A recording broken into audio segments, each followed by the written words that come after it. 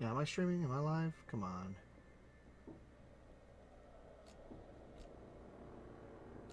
Oh, shit. Was I actually not streaming yet? Because now it feels just silly if I wasn't.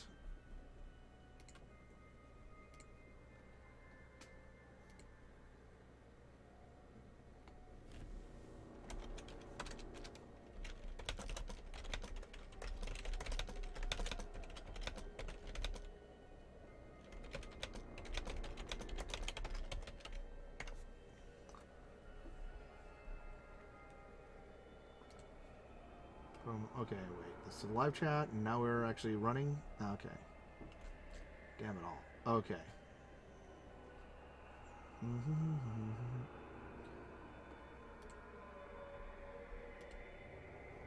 Alright, okay, so...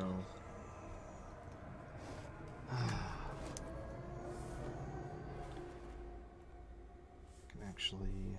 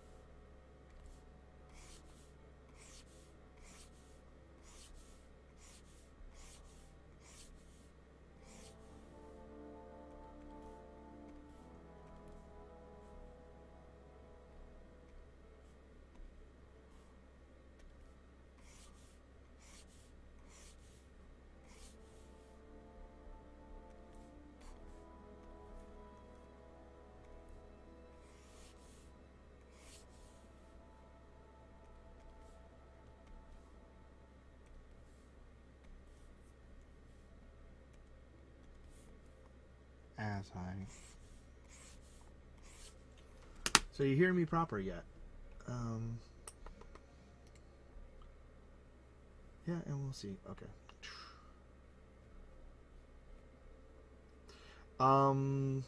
Lellers. Okay, Lellers, let me send you the article. It was a pretty funny one.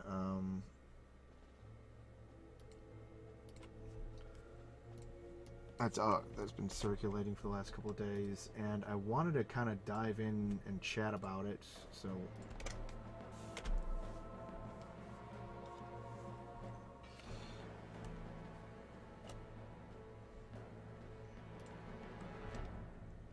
And there's this one Atlas Obscura one that's just bloody silly sounding. Let me see. What else do we have here? Alright.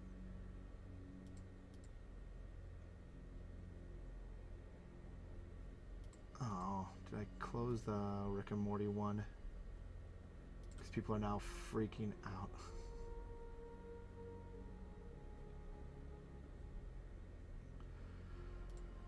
No, hilariously, we have people freaking out about Rick and Morty. Yes, that article, the Bromance article. This is just a mess. If anybody wants to, let's see. This guy can deaf and mute. User settings. So how the heck can I actually get...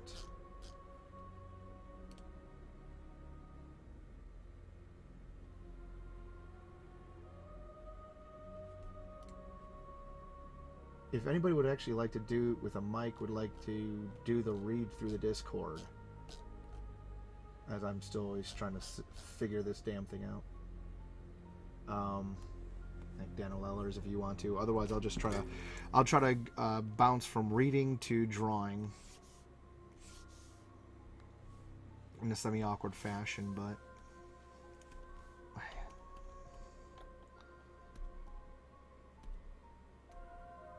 Look at them spiders. And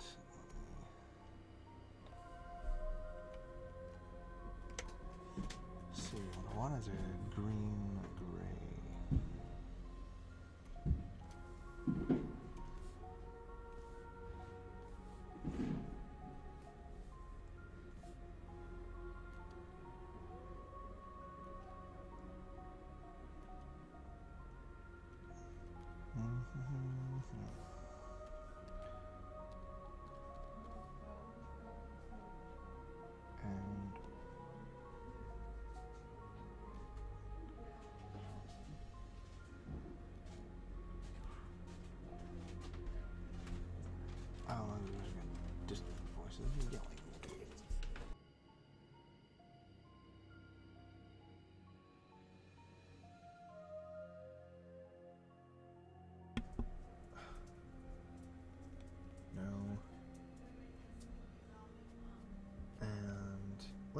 see.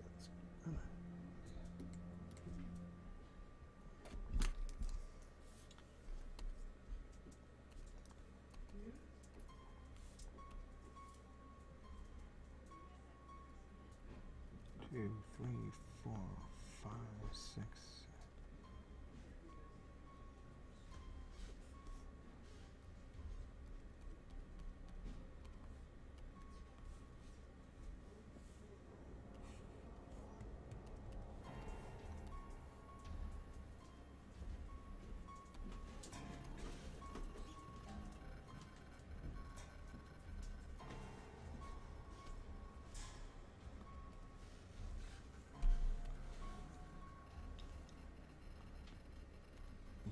Don't count on the antivirus. Okay.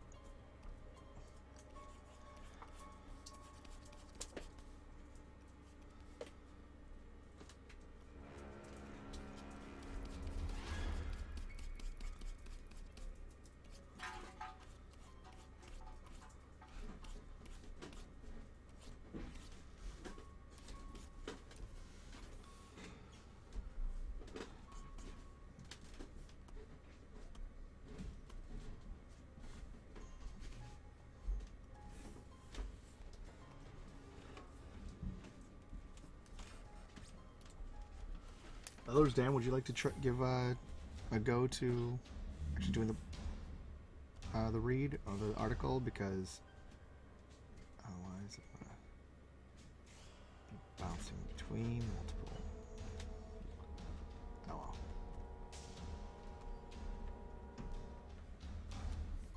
Because it doesn't really look like I'm gonna have that many.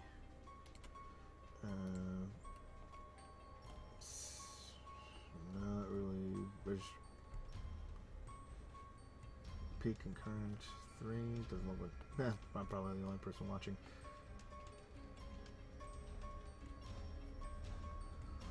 Well. Okay. Then.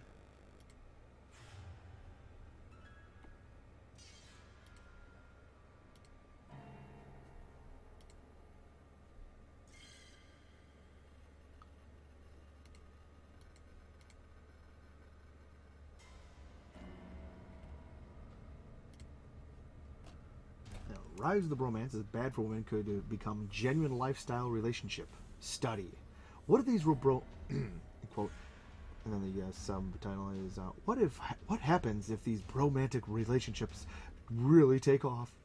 Women actually become sexual fulfillers of men and nothing else. That's the worrying aspect. Even in that poll quote, in this poll quote, doesn't that well, there's a lot of easy ways to not just become a sexual fulfillment device. That's the crazy part, to watch people dance around that. It's like, you want to be something other than a glorified own-a-hole for a guy. Oh well, there are so many easy ways to just don't be what just.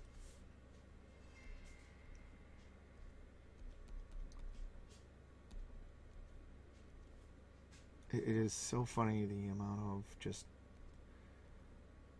clenching butthurt this article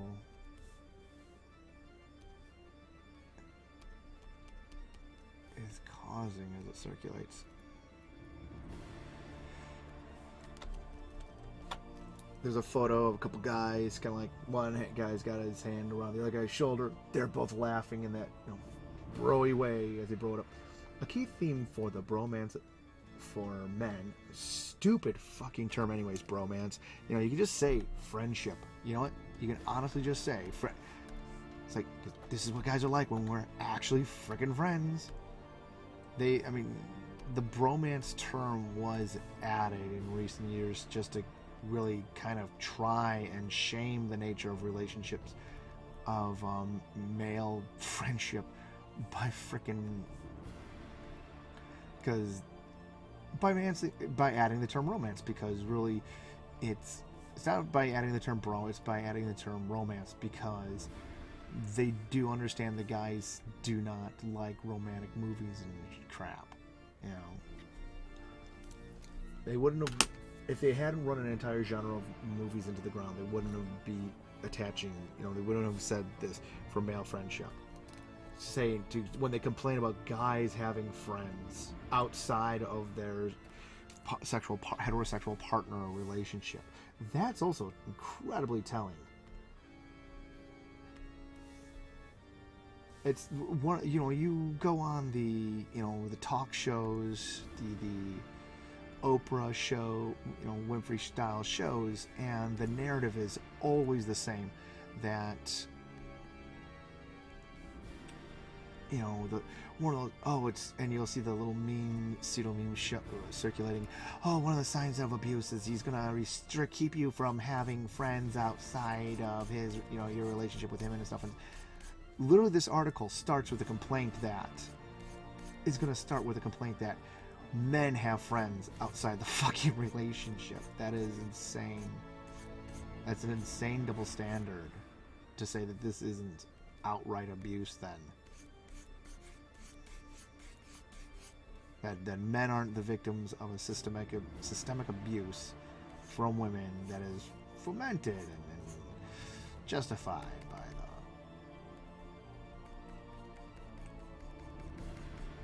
by the Oprah Winfreys and the, oh god, I can't even remember half the names of those gals on the daytime talk show. You have that one famous Wendy Williams. She's the one that's kind of weird and mimetic now, right? But wasn't there a Ricky Lake? That she was back in the day. I'm saying, I'm trying to, there's like there's even some guy. There's also the guys, Dr. Phil's, and I'm trying to remember all the names. And then of course there's the British ones that we occasionally see. I'm guessing like, what was it, the big Think or the Big Q or something like that. That show that you'd see, just like, you'd only know about this show if you're an American because of a Milo Yiannopoulos clip or something, you know, him wrecking Kate Smurthwaite or something on, you know, live British TV. And then you get the Thug Life music, you know, clips, memes, stuff coming in. That is basically the reason why, the only way a guy is going to know about these shows, mainly because these, you know, the daytime talk was always intended for people with no job.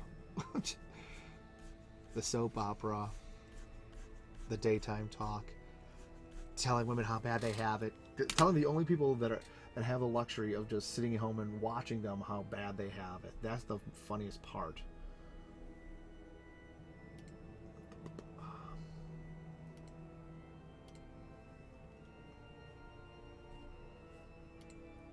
Meanwhile, back for a choice bit of the article. Beginning paragraph. The rise of the intimate bromance as a new form of friendship. As how the fuck is this different from any other friendship? You first of all have to have an inaccurate stereotype of male friendship and men as friends.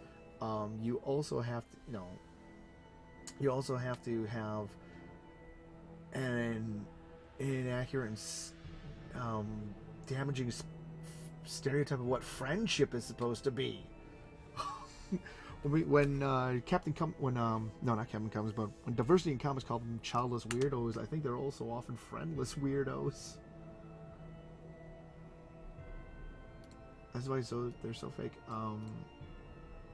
As a new form of friendship has liberated the men of the stifling bigotries of homophobia. You know, it's like, because, and that's the stupid thing, is like, the gay stereotype of a mincing, you know, that signaling presenting gay stereotype is based on like effeminate, the term is effeminate stereotype, and is pretty much a signal, was just done, I guess, for years as a signal, but it's not like that killed male's ability to be friends, or even gay men's ability to be friends, or even gay men's ability to be just as masculine as they friggin' wanna be. For some guys it's just innate, but I guess, but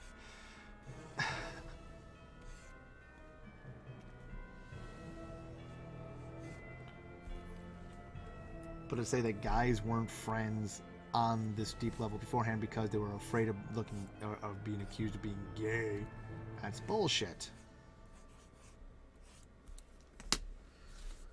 But it imperils young women, because won't somebody please think of the women, but it imperils young women who are increasingly regarded as little more than targets of sexual attraction, according to new sociological research. They don't really do a click, immediate, like, they don't immediately do a citation. The bromance may not be the progressive expression of enlightened masculinity, as it's sometimes described and portrayed in the movies as Adam White there was no quotes on this line, said Adam White of the University of Bedfordshire in Britain.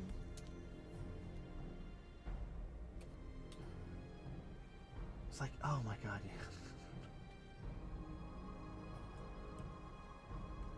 Rather, it may be regressive development with especially worrying results for women. His research based on interviews with male undergraduate students. So he talked to like 10 guys and then just spun from there. We kind of know how questionable these things can be. It's not like he went to a big bro convention where all the bros were broing it up in their bro live, styles. It's not like we're come to the macho manliness convention, and then there's a researcher standing there with the surveys. There's kind of a limited number of people that you can get on deck for one of these, for such a survey.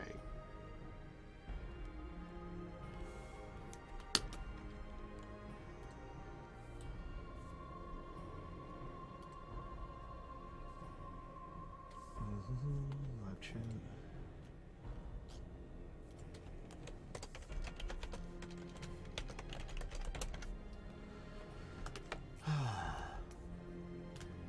Hearing or stream or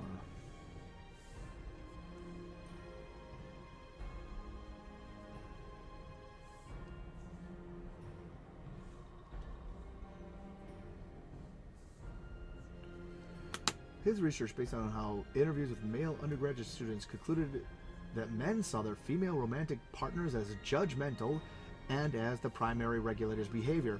Well, gee, it's almost like you only need the consent of one of the parties in a sexual relationship, don't you? We're kind of geared towards that being the case, isn't it? We're literally kind of taught from the ground up to,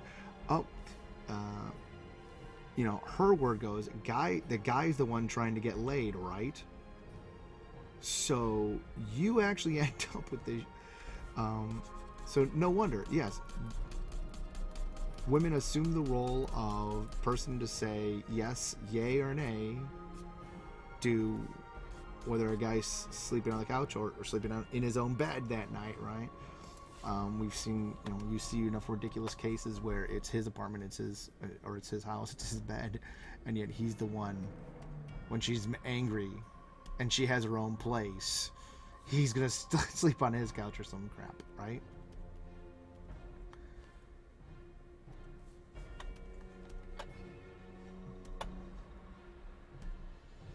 This led to a generalized disdain for women. I wouldn't say disdain. I wouldn't even, if you're gonna avoid judgment or say it's not like you don't like women, it's just you need, it's like literally guys cannot have their own time. This is part of the point of all the efforts of this article is guys, you're not supposed to have your own place, your own time, your own mindset. You know, you see the articles where they're gonna talk about, oh, the man cave is a sexist addition to the home or something, or it needs to end. That's why. Why can't?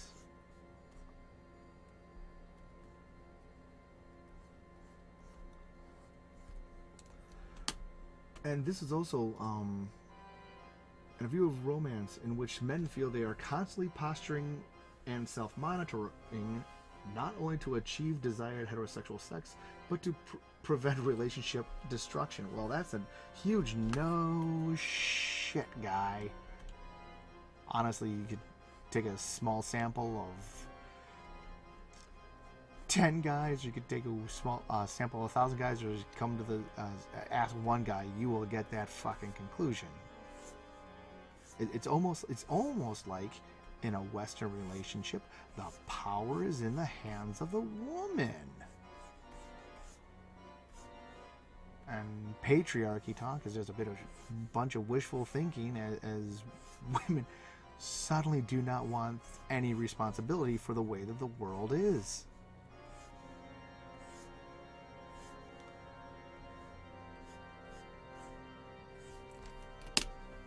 A key theme of the Bromance, on the other hand, was the freedom to express themselves without judgment and to engage in emotional intimacy without fear. And I'll tell you, this is why MGTOW, this is why all these other spin-offs, this is, yeah, and you know what, this is also why the Boy Scouts being all boys is so important. I've literally been seeing that it's not about the Eagle Scout status. It's not about it's about just the ability for boys to be, you know, out in the woods away from girls at those, you know, when they're at those, when they're also at those very self-conscious age, in that very self-conscious age, when you're feeling like all eyes are on you, when you're feeling, you know, when you feel like you lack an identity, but you're supposed to have one.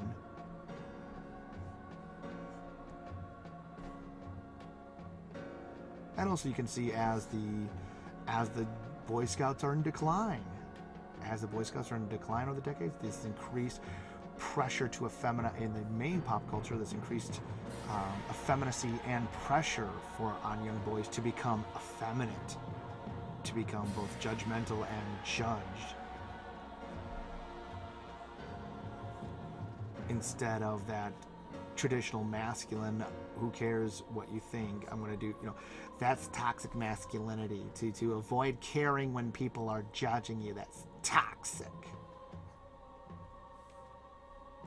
So no wonder you have these guys that are, as they mature and they learn to reject, you know, they learn to not give a fuck, they're going to go in and just hang out with other guys for their camaraderie. They're going to find people with similar interests to them. And oddly enough, for centuries we did not have this problem of, this is also buying into the false notion that men and women are supposed to be best friends, they're supposed to have all the same things in common, which is like, no. We don't judge a girl's night out. We don't judge a stitch and bitch. So why should anyone say, you know, we don't eschew women in groups with their hobbies. And if a guy wanted to come to these things, he'd be thought as being the odd man in. He'd be thought as an interloper. But for some reason, guys want to do that, just hang out and be friends. Oh no, now there's going to be a problem. No, guys have to have, and that's the rise of romance is a very, very good term for men, White said. It offers young men the opportunity for, as research found, elevated emotional stability, enhanced emotional disclosure, social fulfillment, and yeah, because, you know, and you're wondering, well, why were they so emotionally unstable before? Oh, could it be because of a generation with that divorce rate, that, you know, and a generation raised by single mothers got so badly screwed over that we're now just coming to grips with it, and people need to make some weird term for it, because you call it bromance, and then maybe even you poke at it like this thing is going to do. You end up, you can. This is a way to deflect from the root causes. If guys are turning to bromances for their bromances, if they're to peer group friendships for the emotionally stabilizing factors of it, could that mean that women aren't emotionally stable? Or could that mean that, the women that raised them did not raise them to be emotionally stable because they had to go and learn that from other men, or go to other men for a place where people were emotionally stable? This is the thing. They want to come down on guys for just hanging out with guys and turning women into sex objects because. But if your reasoning is the reason why they got into this situation in the first place is, that hanging out with the guys are the only ones who are emotionally stable. Well, then what the hell does that say about about how women are acting?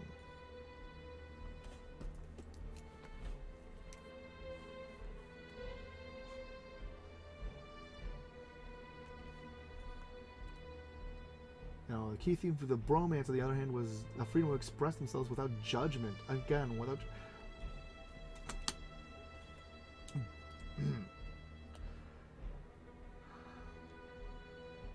Social fulfillment and better conflict resolution. Yeah, because two guys who are just buddies aren't going to have the cop pulling in the Duluth model. In fact, it's not even going to get to that point, is it? Compared to the emotional lives they shared with their girlfriends, and it's like, yeah, you're going to try and say that this is somehow bad for women because, and you're not going to say, well, why is this bad for women? What's the root cause of why this phenomenon would happen anyways? And you're saying it, but they say this stuff, or if you can understand how to read between the lines, you can see what they're being politically correct to avoid saying. Back to the article, but it's not necessarily benefiting women. Oh, geez, my heart bleeds for the crazy cat ladies who are emotionally unstable and judgmental, because this is what the article is implying. Why are the men avoiding these women? Why are the guys avoiding trusting women with their emotional, being openly emotional to women in their lives? Oh, because they're going to be judged, or because the conflict will not be resolved in an amicable form or a logical manner. But it's not just benefiting them. It may in fact be disadvantaging them. The new paper in the journal Men and Masculinities, and I believe that me and James Grimm did a stream a while back on an article about, because there was a Men and Masculinities conference where one researcher was upset that LARPers were still manly, even though they're running around with padded swords and dressed in kilt on their way to an event, and he's like, these other guys were like kind of scoffing at them, and when they did like accept a gas station, and they didn't cry, even though they were wearing kilts. They're just supposed to be like skirts, right? It's like, no. It's like, god damn. The guy you had people that were visibly confused and upset that guys, even in fringe groups like bronies and whatnot, would still be at their core guys. So they get upset by that, because that proves that it's the effeminate men, it's these SJW white knights and stuff. Those are the guys that are the true outliers, and those are the guys that are the weirdos. The Matt Myers, the Myers Twitter guys of the world. even suggests that bromance could become widely accepted domestic arrangement, with sex so freely available without emotional attachments through social media, for example. And because bromance occupies such a privileged spot in young men's lives, the bromance could increasingly become recognized as genuine lifestyle relationship, whereby two heterosexual men can live together and experience all the benefits of a traditional heterosexual relationship. I tell you, bruv, it is about this state. There is only one Allah. The women, the horrors we can bring over, but you know they are women. Earthly women are full of piss and shit. We must only concentrate on the horror that will await us in the afterlife after our martyrdom. You know, it's like I think I'm wondering if these problems, the bromances and the guy, suddenly they're treating. I wonder if we're also like dancing around the issue of demographic shift with this change in the view of role of women, because you're importing all these people where they have a far more patriarchal and traditionalist view of women. So when you also have a bunch of Western women that will never fulfill that role, what the hell happens to the perception of women? It could be that you start to believe that you're not going to be falling for that. You're going to say, no, bruv. We're just going to be friends for each other. We're gonna be tight like brothers, like bruv. Hasim, Yumi, eh? But of course, that's another point that they're not allowed to bring up. You can't hear me. You can't hear me at all? Shit. I'm sorry. You literally, guys, I've been talking all this time, and yeah, Ash, if you want to join, let me go into the audio, crank down that audio a bit further. I'm sorry. I thought I'd had the audio down far enough and the mic in close enough.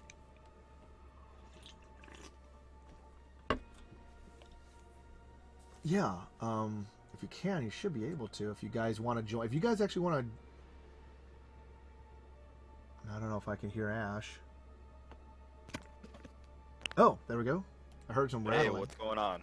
Yeah. Do you want to take over reading the articles, or? Yeah, sure. I'll give them a read. So. Yeah. If you can see that link in the Discord. I feel like getting pissed off today. Oh, you do. Let's see. So, what part are we at? We're on the Bromance article, and it's like after the second picture. There's like two pictures, and we were just on this paragraph under the second picture. I guess just you went past the part that says the paper notes that in the late 19th and early 20th century. No, I think that we didn't go to that part, I think, yet.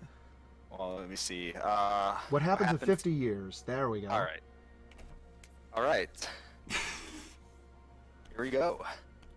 What happens in 50 years? Say, these romantic relationships really take off and men decide, hang on, we enjoy these. These are much better. We can gain more emotionality from it, and we're less regulated and we're less policed, White said.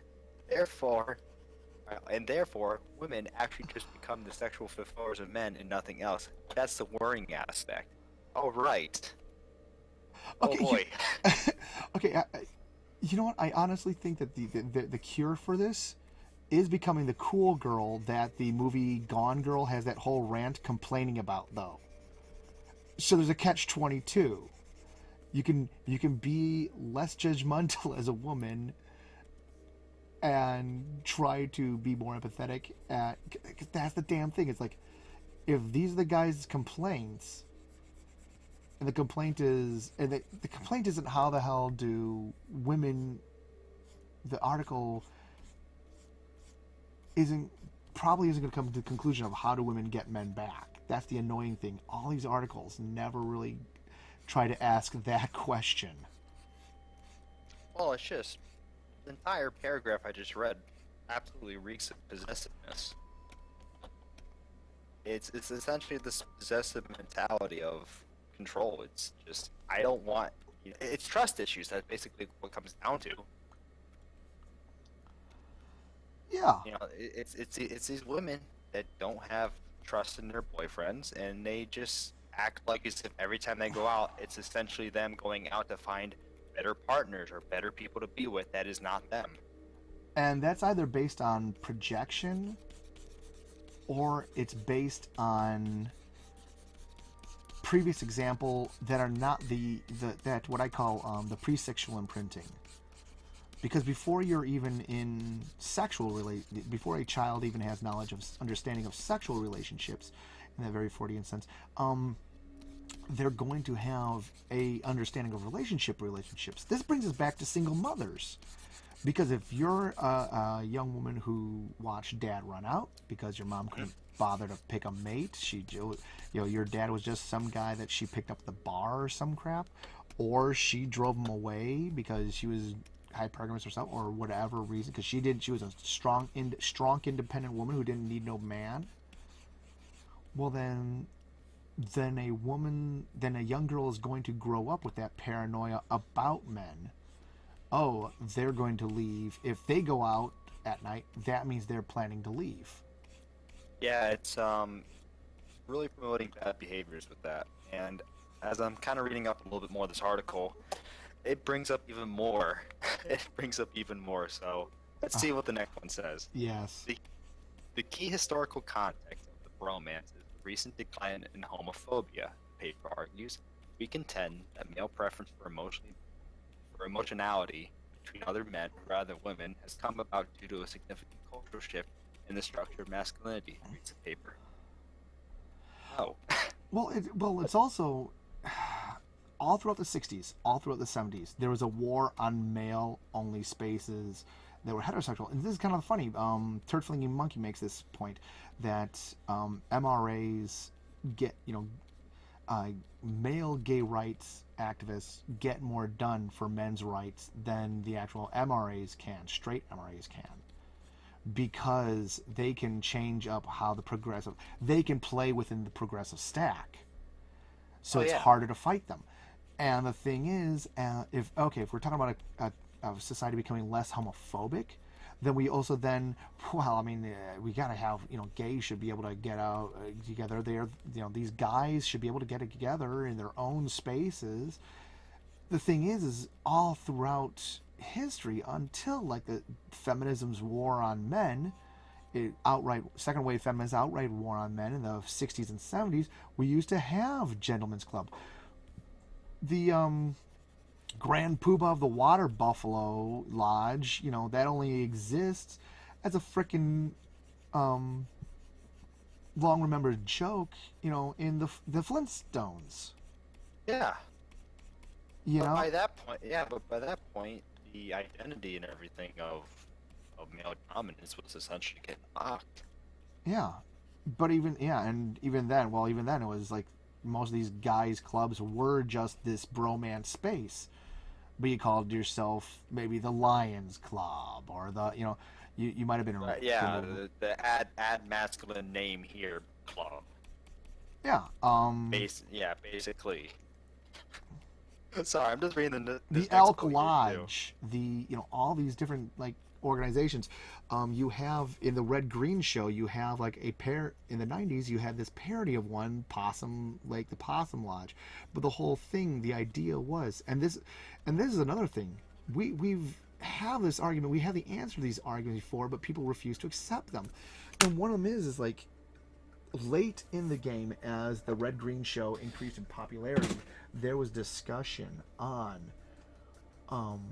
should we add some female characters? And you had women fans of the show who were saying no, they were the loudest voices against there being an addition of female characters,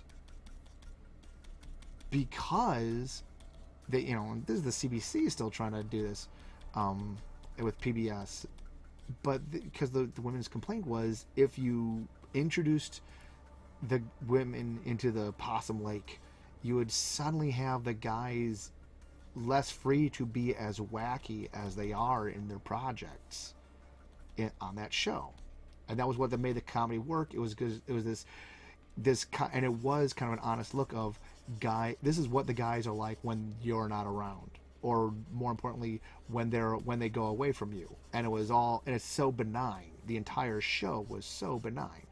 You never get the point at any point. You never get the notion at any point, do any of these guys, and no matter how screwy they might be, ever had anything against their wives.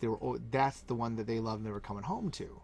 They just wanted to go out and have some fun with the other guys in the woods, accidentally set something on fire, or purposefully blow something up.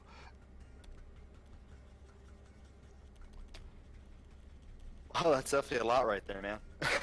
Well, on YouTube, the Red Green Show, the entire series, is available for free, and it's well worth watching. It's one of the great Canadian comedies. Especially, they basically made duct tape, but yeah, it was but it was presenting that masculine only space, and you rarely have it done in such a funny and benign way.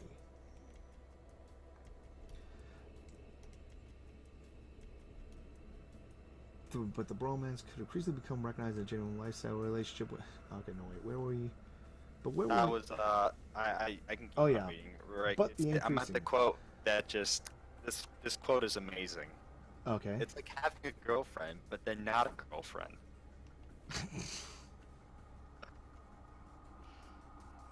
I don't know. I mean... The quote is so screwy because... I don't know, man. Do you want to decide where we go out to dinner tonight, man? God, it was... Honestly, it's like... That's the funniest thing is...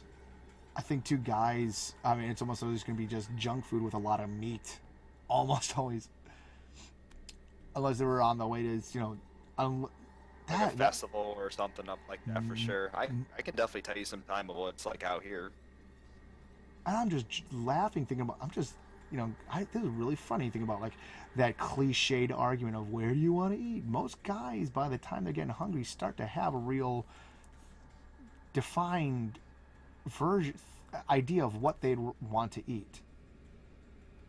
And if you're in a relationship, that deferral to the classic, where do you want to eat? That thing that's almost such a well-worn comedic trope is also a sign of deference to the other partner. It doesn't even seem conscionable that a guy just comes and says, well, we're going to eat today. I'm hungry for this. This is where we're going to eat tonight.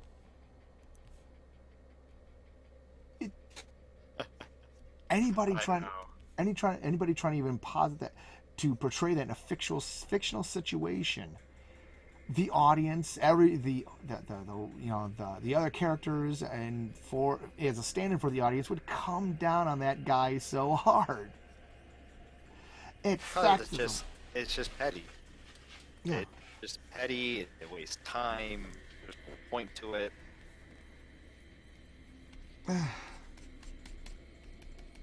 But let's continue reading this article. Yeah. This is just getting beautiful now. All right. The paper notes that in the late 19th and early 20th century, men posed for photographs together in physically intimate ways, wrote endearing letters to each other, and even slept in the same beds in non-sexual context. What? That's literally something that I've never had any problem doing. Probably because of the Boy Scouts, and we're all in a big old bunk room, or in later years, like me and my dad, or me and other people, or me and buddies going to conventions, and that's another thing. Hey, conventions. It's not even such just a that geek either. male geek spaces. Blow that, I think, out of the water, because there's gonna be like 4 to 12 people in a freaking room just trying to stay as cheap as possible. It's like well, exactly, and it even says here, late 19th, early 20th century. What were most men at that time doing? most of them were laborers, hardworking factory workers that probably didn't make that much money. That probably lived in tight apartments with other guys and everything in areas where they're working. Talking about things like logger camps. You had Ford kind of doing with his assembly line factories and everything in Detroit. You had a lot of guys living in the same apartments doing that kind of stuff. Well, and that yeah. and the era of the salesman too, the traveling salesman. So you're trying to cut down expenses as much as possible. Exactly. So of course guys slept with each other in the same bedrooms and everything in the same bed because it was cheap and it was needed, and tenants at the time were at an all-time high. Yeah. I mean, it's funny because those same exact tenants that you could pay like $15 a night or something back then, now in the modern era, those whole entire warehouses and tenants have been repurposed or demolished, put in expensive apartments where we have the luxury to get our own individual rooms and everything now. Well, it's not even women just doing that now, because you mentioned it. My mind is wandering to the movie From Hell, and the victims of Jack the Ripper, these gals in Whitechapel and whatnot. At one point there's 4 of them in a frickin' room. There's like 4 or 5 of these women all just crashing together because it's cheap as you're in the middle of a city and you're trying to stay as cheap as hell. Exactly. The historical context there is completely off.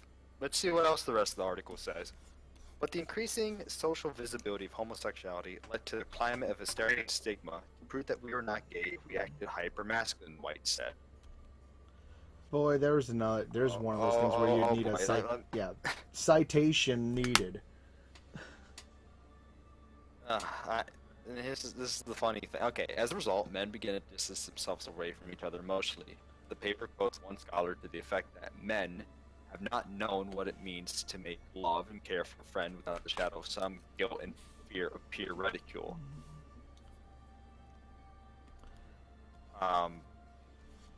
Okay, citation. Examples. And name. How about we play name the peer? Could this peer have been because in competition for women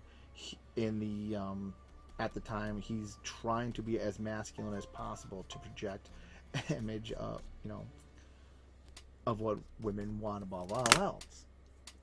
Yeah, absolutely.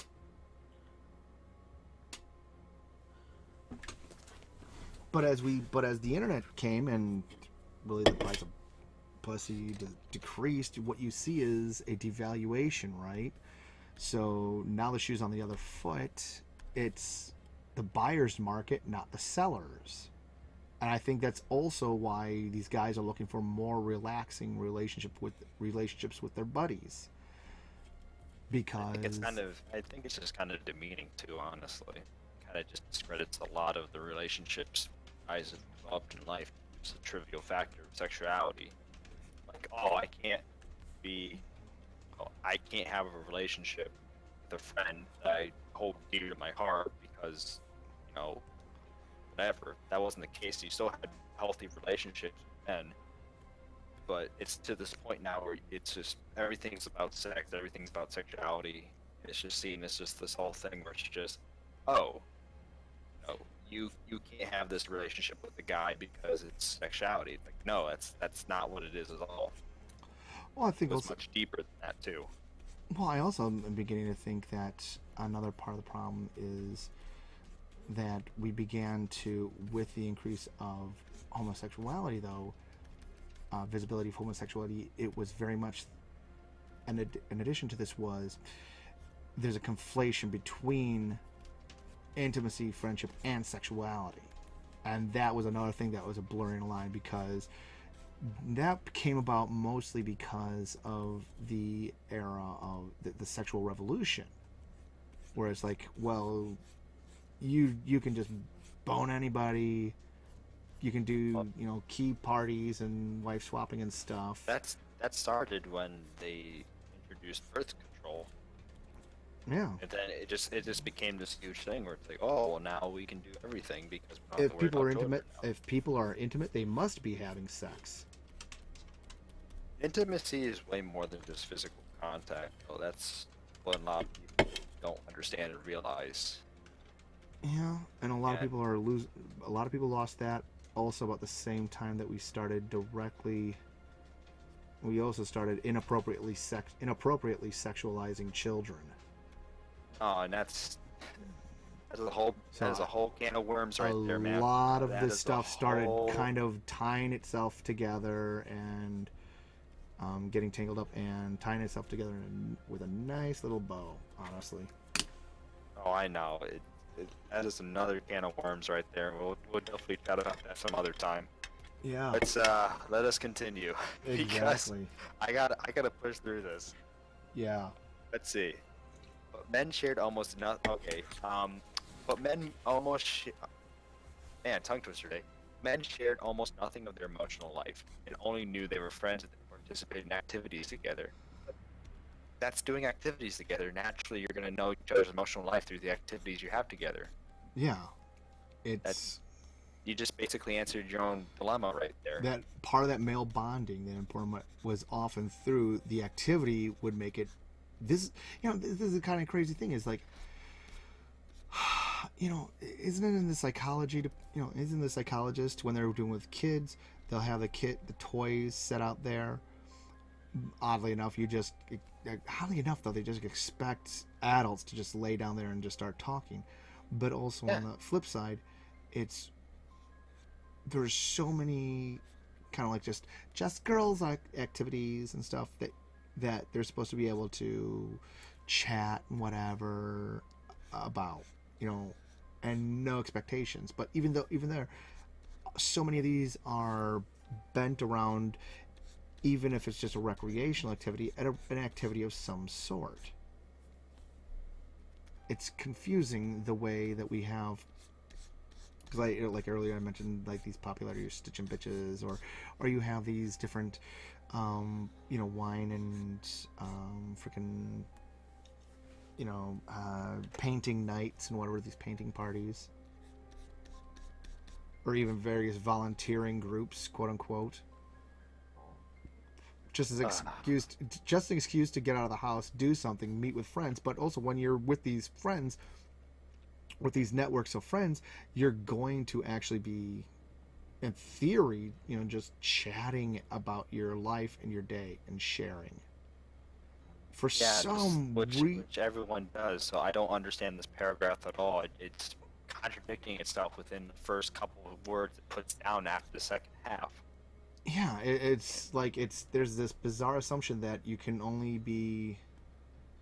Oh no, this article is for people with the mindset that guys are these mysterious people of this toxic masculine gender that you just will never understand because they just have this mysterious world that you're just not a part of because of your gender, and like if you just try to figure them out, you're just gonna get hurt. So this is scary because we don't understand what they're doing, and if we don't understand what they're doing, we can't control them, and it's just the mental gymnastics is insane, my friend.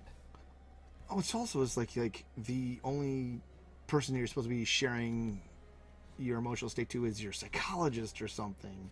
It's kind of an underlying subtext of a lot of these style of articles too. All right. You're supposed to be paying somebody with a degree in sociology, a caregiver or something. We paid a lot of money for these ostensibly useless degrees. Help I us know. out. And that was kind of the whole thing, was just like, if there's issues in society, you had people and friends to go to help you out. But because now everyone's problems are everyone's problems, now it's to the point now where it's just, you've created a distrust society, basically. Oh, hold on. We got Stormy Dragon in the chat, and I want to read this. In college, one of our required courses was public speaking, and the professor made us watch a couple of episodes of the Red Green Show as an example of a demonstration speech. If I recall correctly, one of them was a bit where he was showing how to add a water dispenser to a refrigerator which he did by punching a hole in it for a garden hose, likely with a pickaxe and a bunch of duct tape. And that was the kind of it was that it was that era of, and it was very much that redneck era, and that's kind of maybe this is also why this is maybe this thing was kind of like in that redneck sphere, in that Jeff Foxworthy kind of, it was already existent in these on these fringes of comedy, but that wasn't the big New York City comedy stand-ups and comedians, so you likely had a bit of elitism in ignoring them. And so now that it's leaked out into the city culture, now they're finally noticing and freaking out accordingly. But what's that next paragraph look like? This bug is very shiny. What do we got here, man? So let us see what the next article reads up here. As times have changed, we've seen homophobia decrease and homosexuality become a more accepted notion within society. And what we've noticed is people no longer need to do that, Adam White said. People no longer care about being hot gay, and therefore they can behave in a number of different ways. All sorts of things are now opened up for men without them being thought to be a sissy or a bag because nobody cares. And I already noticed a mistake with this whole paragraph right here. Oh yeah, you might have seen like a couple of terms come roaring back, and a couple of scorned. Like there's definitely a scorn for the trans quote trender accent on. Right, and and the word cuck came roaring back over the last couple of years in defiance of this. Yep. Yep. Although All that's because definitely not they- friends. That's actually, hey, we're gonna shame our enemies, which also says Pretty much. which is very much we're gonna. It shows what happened to the discourse politically. Oh, absolutely. But just this paragraph alone, it's just creating this idiotic victimized mentality that, a large part why LGBT and the gay community have gained notion in recent years is because of this concept of we're victims, we need to be protected, we need to have laws in place that protect us. And then they finally get what they want, where people are finally giving them leeway, and it's the point where their status as what they were, what they were so prideful in, is now the accepted norm. So Yeah. they've lost that privilege, which is the irony here, is that they speak about how there's privilege in this society. Well, they finally have it themselves, and they're not happy with it because that means that they have to take into account now. They have to take responsibilities for their actions now. But they have to take responsibilities for themselves, and they have to realize that victimized status doesn't work when you're now accepted. Yeah, and also with the increased visibility, you're also going to have that reaction, and it's not this is a pushback because dying masculinity or negative stereotyping or toxic, dying toxic masculinity is flailing back in its death throes. No, it's also in this increased visibility. You're going to also finally have kicked the log over and the worst aspects of any community.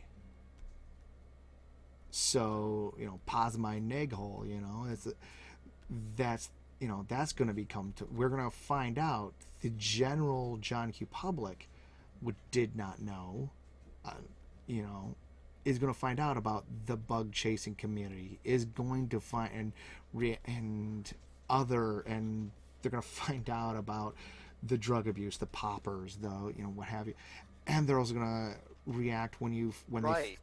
and then and then California says you don't have to disclose to a partner whether it's only a misdemeanor now if you knowingly Absolutely. infect somebody with an international tragedy of this debilitating disease that will carry with you to your death. Because California continues to be a progressive society filled with a bunch of Rick and Mortys and And you don't- superior beings of people, Exactly, and you do not, and for some reason they don't expect there to be a reaction to that, because most people who are just minding their own business, they would have never have heard about this. It's like And it's not like I could just fucking see it now. There's a Rick and Morty episode. yeah, It's just fucking it's just fucking Rick, and it's just like Morty, I just turned myself into a fucking sexual disease that's killed millions of people. I'm HIV Rick. oh god.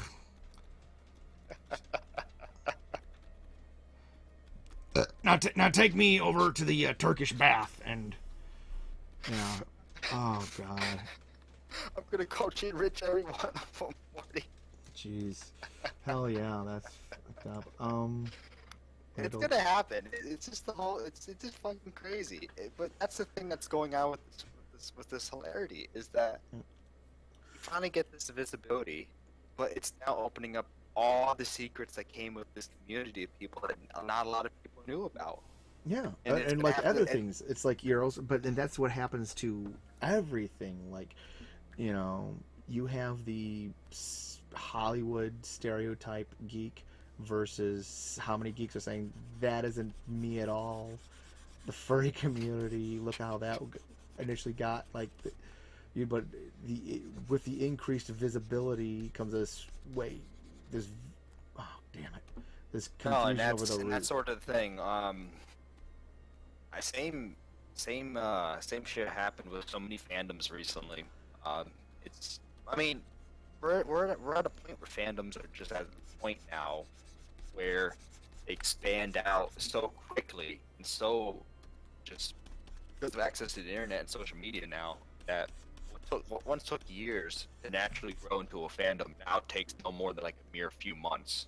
Oh god, yeah.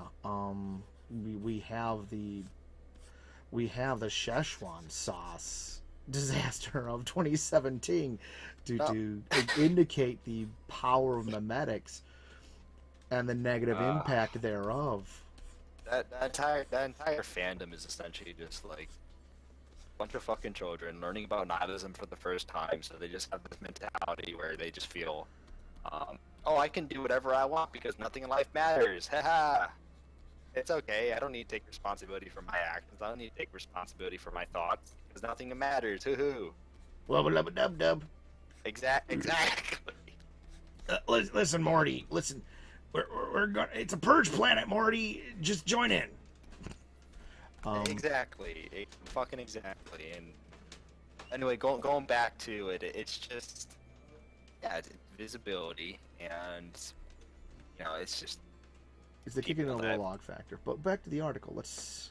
Back to the article. So, people that can't see, we have a beautiful picture of a new male and a whatever looking at each other, as if they're contemplating whatever the hell they're fucking talking about. I don't exactly know.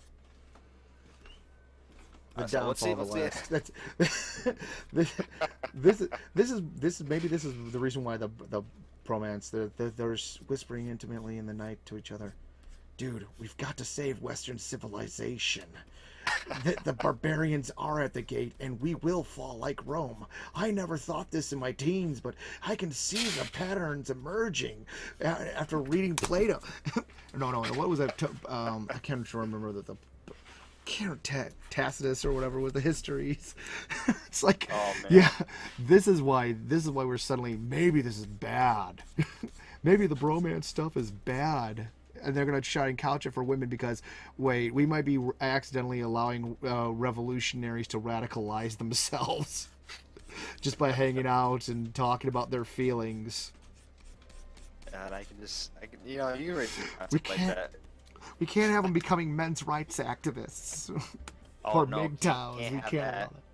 Speaking of fandoms, when I clicked this link, for some reason, my mind translated bromance into brony romance, and I was kind of disappointed to find out it was an MLP themed.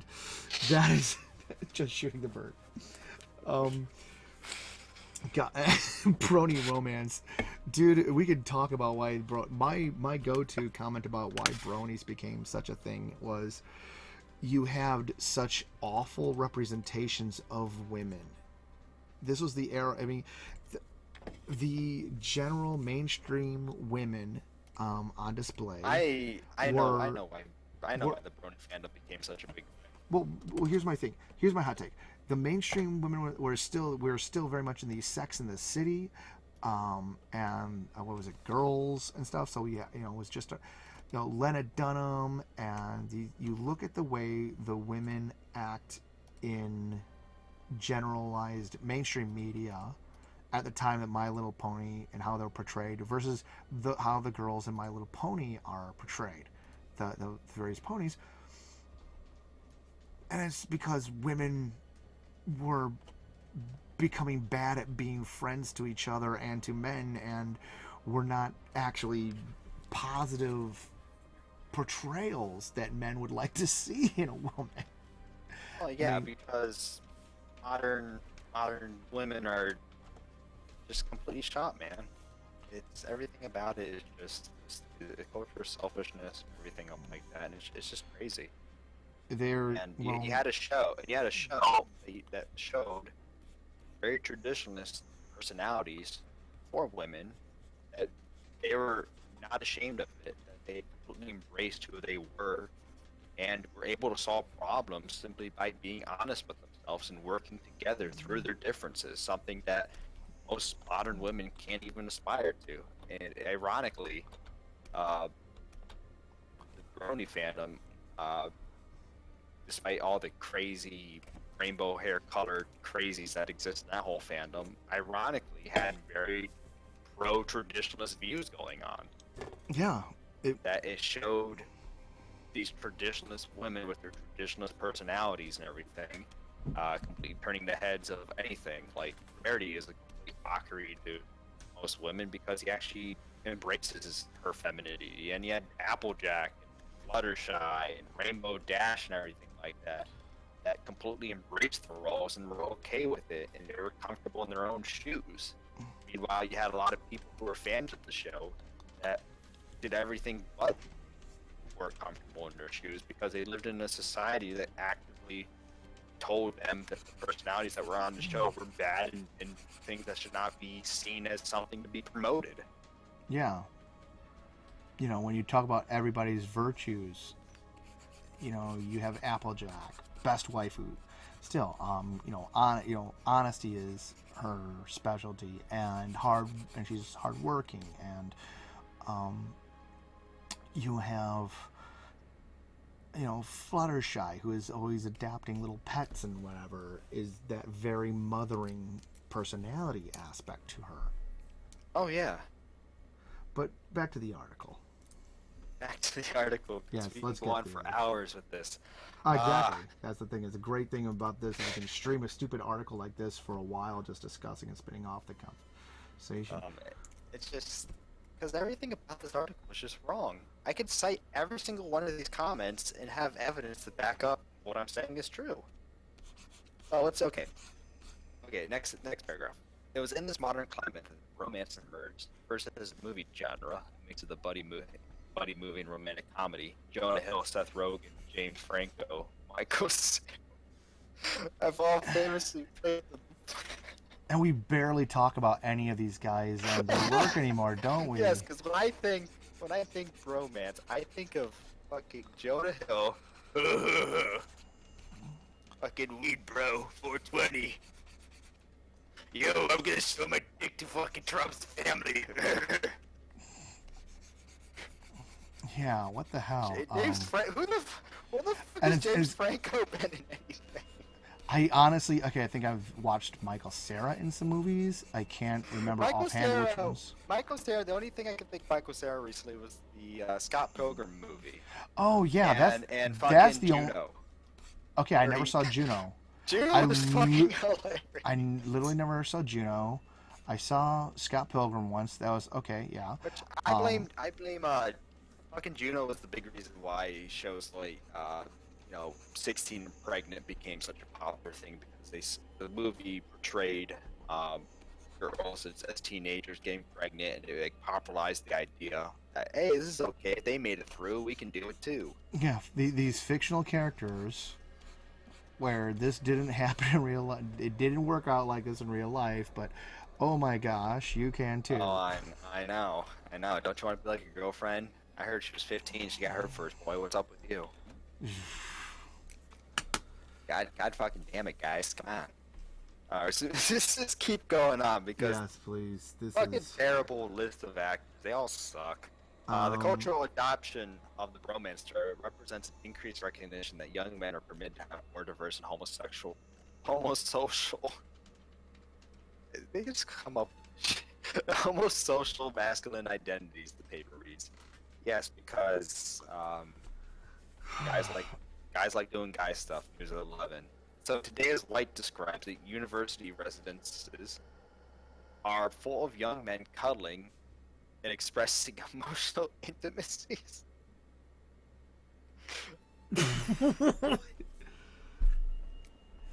they If anything, it's the I fucking complete opposite. Now you have a fucking society at colleges where if So you wait. get intimate with anybody, they can call you out as fucking rape. So now you have more than ever people not wanting to be together and not Well, wanting to be intimate with each other because now you promoted a fucking culture. admittedly I'm not on a college campus anymore. It's been a decade and it's been a couple of decades, but by God, there was certainly nothing like what they're saying going This at is cuddling. like, You're gonna have to define your terms, guy, because cuddling and expressing emotional no.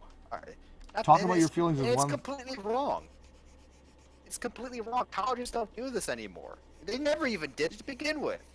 But now they have a society at these colleges where if you're intimate with anybody, you have a fucking society now that will completely just shoot you out the whole Well, thing. shit. Maybe Because that's why this is happening. Maybe this is why. Hey, here we're leaving out this entire side of, well, why? What's stimulating this? Why are guys doing like this? Oh, because if you try to hug a girl, first you off, might get slapped with a lawsuit. exactly, like, It's oh, the fucking landmine again. And exactly. Everybody's doing it, and there's not even a consideration that they might be gay. Okay, for starters, another question I want to bring up: what were the universities that they did these researches at? Were they at community colleges? Yeah, high-end Ivy League schools. someplace in England, because that's another thing. It's like I was joking about the Islamification of the West earlier, but God, that's not a thing. Walking arm in arm, or walking with your arms around another guy's shoulder or something. That's not a problem that they have in the Middle East. so this guy might actually be, were all these guys cuddling or whatever, were they are they also signing up with the Islamic State? God damn it! I'm joking about this, but you know, when was the last truck of peace attack? God damn, man. Before the Mandalay Bay shooting, man, the Ariana Grande concert, Anyway, Stormy Dragon says something in the chat. Let's Okay. see. Ooh, more pertinent posts. Yeah, I don't think it's a men-women thing. I think it's more that the main character starts out very awkward and socially isolated, and then gets a bunch of really good friends. I think a lot of bronies on some level saw themselves in that, and because of the show, they suddenly started finding other people who didn't have friends but wanted them. Right. I think and that was yeah. Holy crap! You know what? I'm also thinking, how many shows, even for adults, begin the main cast is already friends in some way, as Exactly. opposed to, or even kids shows, they also don't also, it's rare, other than for a meet cute in a romance, that you ever actually see the opening salvo of initiating conversation with woman. There are going to be how many sitcoms and whatnot, or TV shows, begin with just people already in a relationship. Yeah, not to mention, a lot of the time with these sort of shows, as much as they try to promote the ideas of like making friends and everything, the one thing about it is that the reason why they have friends is because the main character makes the effort to be friends with these people.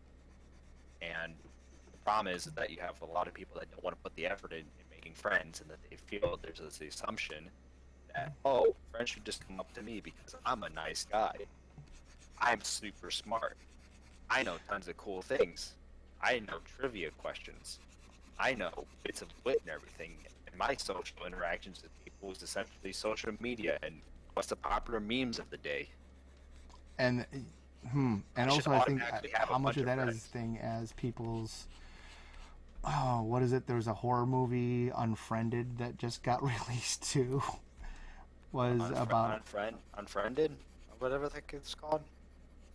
yeah, and you know the part of the horror story is watching the girl's friend count on Facebook go south. You know, gradually. Oh, it's the Skype movie, right? No, not the Skype one. This one is a Facebook. This was a year late. That was like 2 years ago. Oh wow, I'm out of touch then. Yeah, this is a whole new one. So it's with Facebook now? Yeah, and this one was just in theaters. Not Unfriended. Unfriended might have been the Skype one, but don't Unfriended was friend the me one that I remember. Don't friend me. or something. Don't at me. Don't at me, bro. That's the new. That's the new. That's the new horror movie out next year. Will be Twitter based. Don't at me. um. Oh man, it's okay. So let me get done with this article. Um, okay, so the research was based on 30 interviews about the romantic and bromantic lives of male undergrads, each of whom had at least one romance and one romance in the past year. So they had a friend, and they also had a girlfriend at the same time. That's basically what it comes down to. Okay, we are basically like a couple, one said of his male friend. We get called like husband and wife all the time. Why do I imagine that like in a very lispy voice? I don't, but I do understand that if the point is on this, the whole point of this damned article was how this is going to be a bad thing for women. The idea is to try and find ways to shame men back into out of these relationships. Basically, the whole article's stupid. Doesn't understand that men and women are different. It's okay for men to hang out with guys just as much as okay for girls to hang out with women. And this whole entire article is essentially just sounds like one really pissed off person and this pissed off person is essentially just trying to write this article for stupid reasons. Pretty much. Let's Well, see. clickbait is always clickbait. It is eternally clickbait. It's For sure. rarely real news or news of real import. This is what Trump means when he says fake news, everybody. But it's also it's like having a girlfriend, but then not a girlfriend. Said another.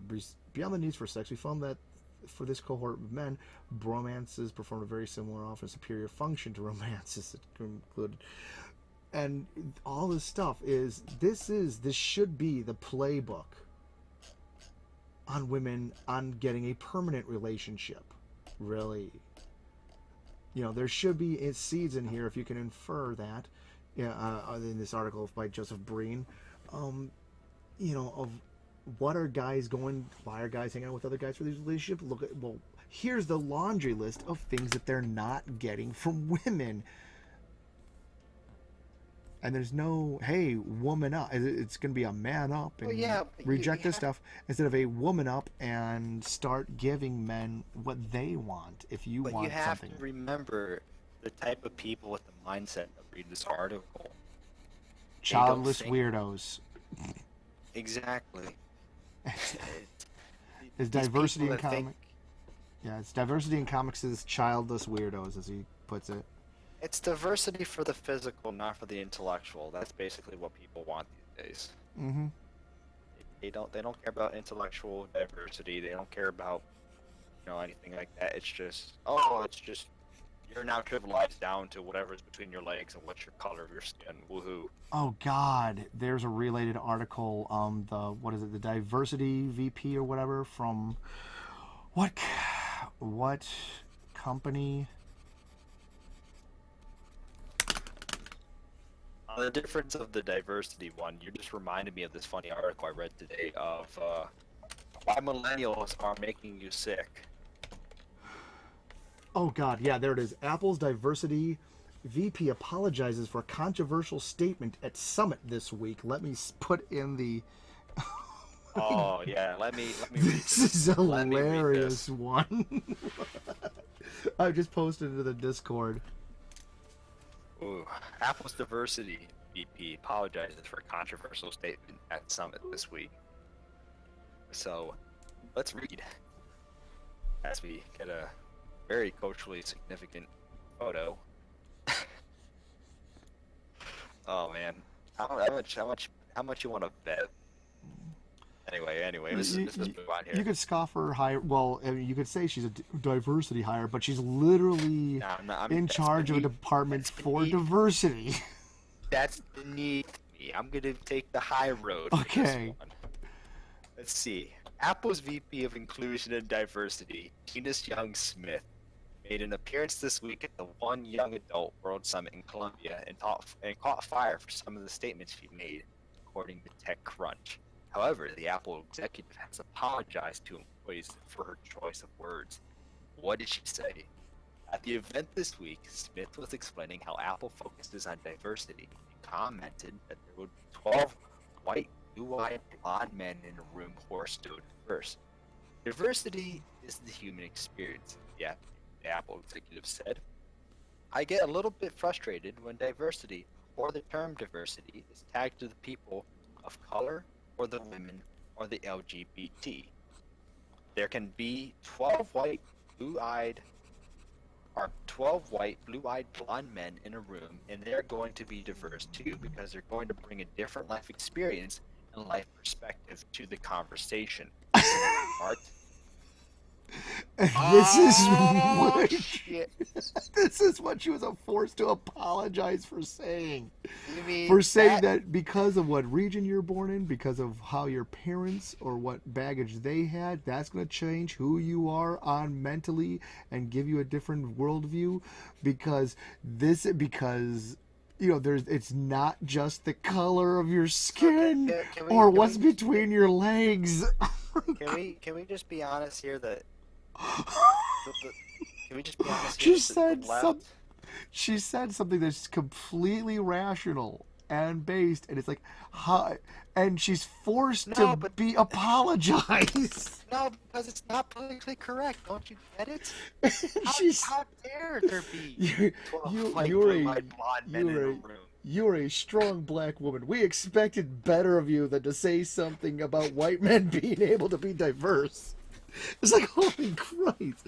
The attitude of the reaction that forced this apology is insane. That's the fucking... Yeah. The people who had a problem with her statement were literally not just they were stereotyping all blonde, you know, her example of blonde-haired, blue-eyed white men, white-skinned men, and stereotyping her. Yes, because that is what happened. Because she's not part of the picture, dude. Dude, in my own experiences, my own purpose of life, I see this shit happen all the fucking time. Didn't you have a coworker who said something? Yes, she said it. She said it nonchalant too. That, you know, oh, this is a business where, you know, with our cosmetics and everything, we have to be careful about working with dumb blonde white women. Word for fucking word. And she fucking said it like as if like everyone in the room would back her up on it. As the fucking girl, we had a blonde white girl right at the end of the table who just fucking looked at her like, what the fuck are you on? And this girl just is sitting there acting like as if what she said is fucking normal.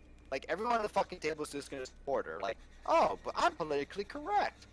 I should be getting applause right now. I was told. I'm attacking the right people to attack. Oh my god. Exactly. No, I'm not racist because my people were always constantly oppressed. despite the fact now that my country is now in the spotlight and we're getting millions and millions of dollars, despite none of that going to my actual people, but all to the government that's corrupt as fuck. No, I'm diverse and I'm fucking special.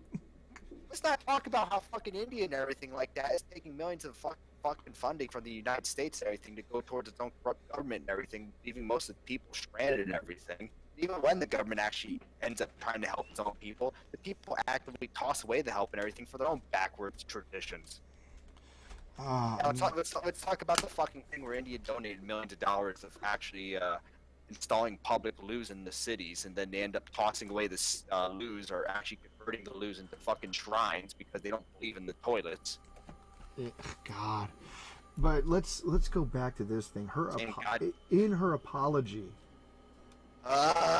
which was sent to team members at Apple yesterday, because she damned well didn't want to send in her fucking resignation after this shitstorm. Like it was all right.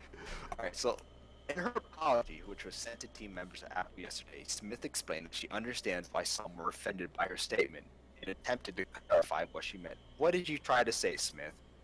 Last week, while attending a summit in Bogota, yeah, but God, you gotta, guys get to go to South America or whatever. and you get these all expenses paid, onion level, 9to5mac.com. Denise Smith, Young Smith's apology. If you want to look into the Discord chat, if you want to sound off on this, like you said, man, this is onion level. How is this story not? So anyway, let's just say this. All right, I made some comments as part of a conversation on the many factors that contribute to diversity and inclusion. I regret the choice of words I used to make this point. I understand why some people took offense. My comments were not representative of how I think about diversity or how I perceive it. But I'm sorry. Okay, basically, you're fucking. The point of her comment was, I'm not gonna her thing was, I'm not gonna judge people based on the color of their skin, but we're going to observe what's inside, because they might all have had different life experiences that would have shaped their opinions and their worldview, that would give them a diverse, mentality, ideas. Wait, is this how? Because apparently, you being not racist is you being racist. Because you're only allowed to be racist towards one group of people, which is whites. Everything else, no, that's evil. You can't fucking do that. How dare you go up to that poor brown person that's robbing that other lady? That's his right. Oh God, it's so crazy, because she's the VP of diversity at Apple. And she's saying she's being made to apologize. A black woman is being made to apologize for being gender and colorblind as part of her job in diversity. Of course, because she's a goddamn Uncle Tom. Oh God, she gave white people the time of fucking day. So she's being lined up against the wall for something that's something we've been striving for ages. Okay, so let's see what else said. More importantly, I want to ensure you Apple's view on our dedication to diversity has not changed. Okay. I'm struggling here. Dude. I'm really struggling with this. It's oh my God. It's. But, okay, understanding that diversity includes women, people of color, LGBTQ, and people, and all underrepresented minorities is at the heart of our work to create an environment that is inclusive of everyone, but not for everyone. Well, wait a minute. Okay, wait. Let's go back to that original statement, because here's a new even twist, right? Because as she mentions the LGBT community and whatever. Oh my God. There are gonna be 12 blue-eyed blonde men in a room. They're going to be diverse too, because they're going. You know what? She doesn't say that they're also cis and hetero white men. So in that group of 12, some of them could have been gay if you use your imagination, or some of them could have been no, because XX dude, and identifying as men, but Bar, still Bar, blonde-haired and blue-eyed. So you Bar. still have that diversity. Oh, right, Bar, but that's the thing. These are people that assume white people already own everything, that white people have all these jobs, that white people are all successful. So that the idea there is that when you have a company, it's more diverse to add an inclusion of minorities, which are no longer minority. That's the fucking hilarious part of all this, man. Oh God, it's so screwy to put the thumb screws to somebody and make them issue a letter like this. I'm actually a. No, what happened? You know what? No, Definitely- I'm more offended by this than. Oh God, I'm trying to remember the name of the professor, who wore the shirt. Matt. I think his name was Matt or Mike. Let me do the search for. Well, I mean, you can definitely imagine that she must have been brought into a board meeting with a bunch of other CEOs and executives and everything. They all sat down, and they effectively told her what you just said was wrong, and we want you to go and take the bullet for us. Yeah, but okay, so it was Matt Taylor. Dr. Matt Taylor, the Rosetta scientist who lands in a comment. He's being interviewed, and he's got this loud Hawaiian shirt with scantily clad women on it.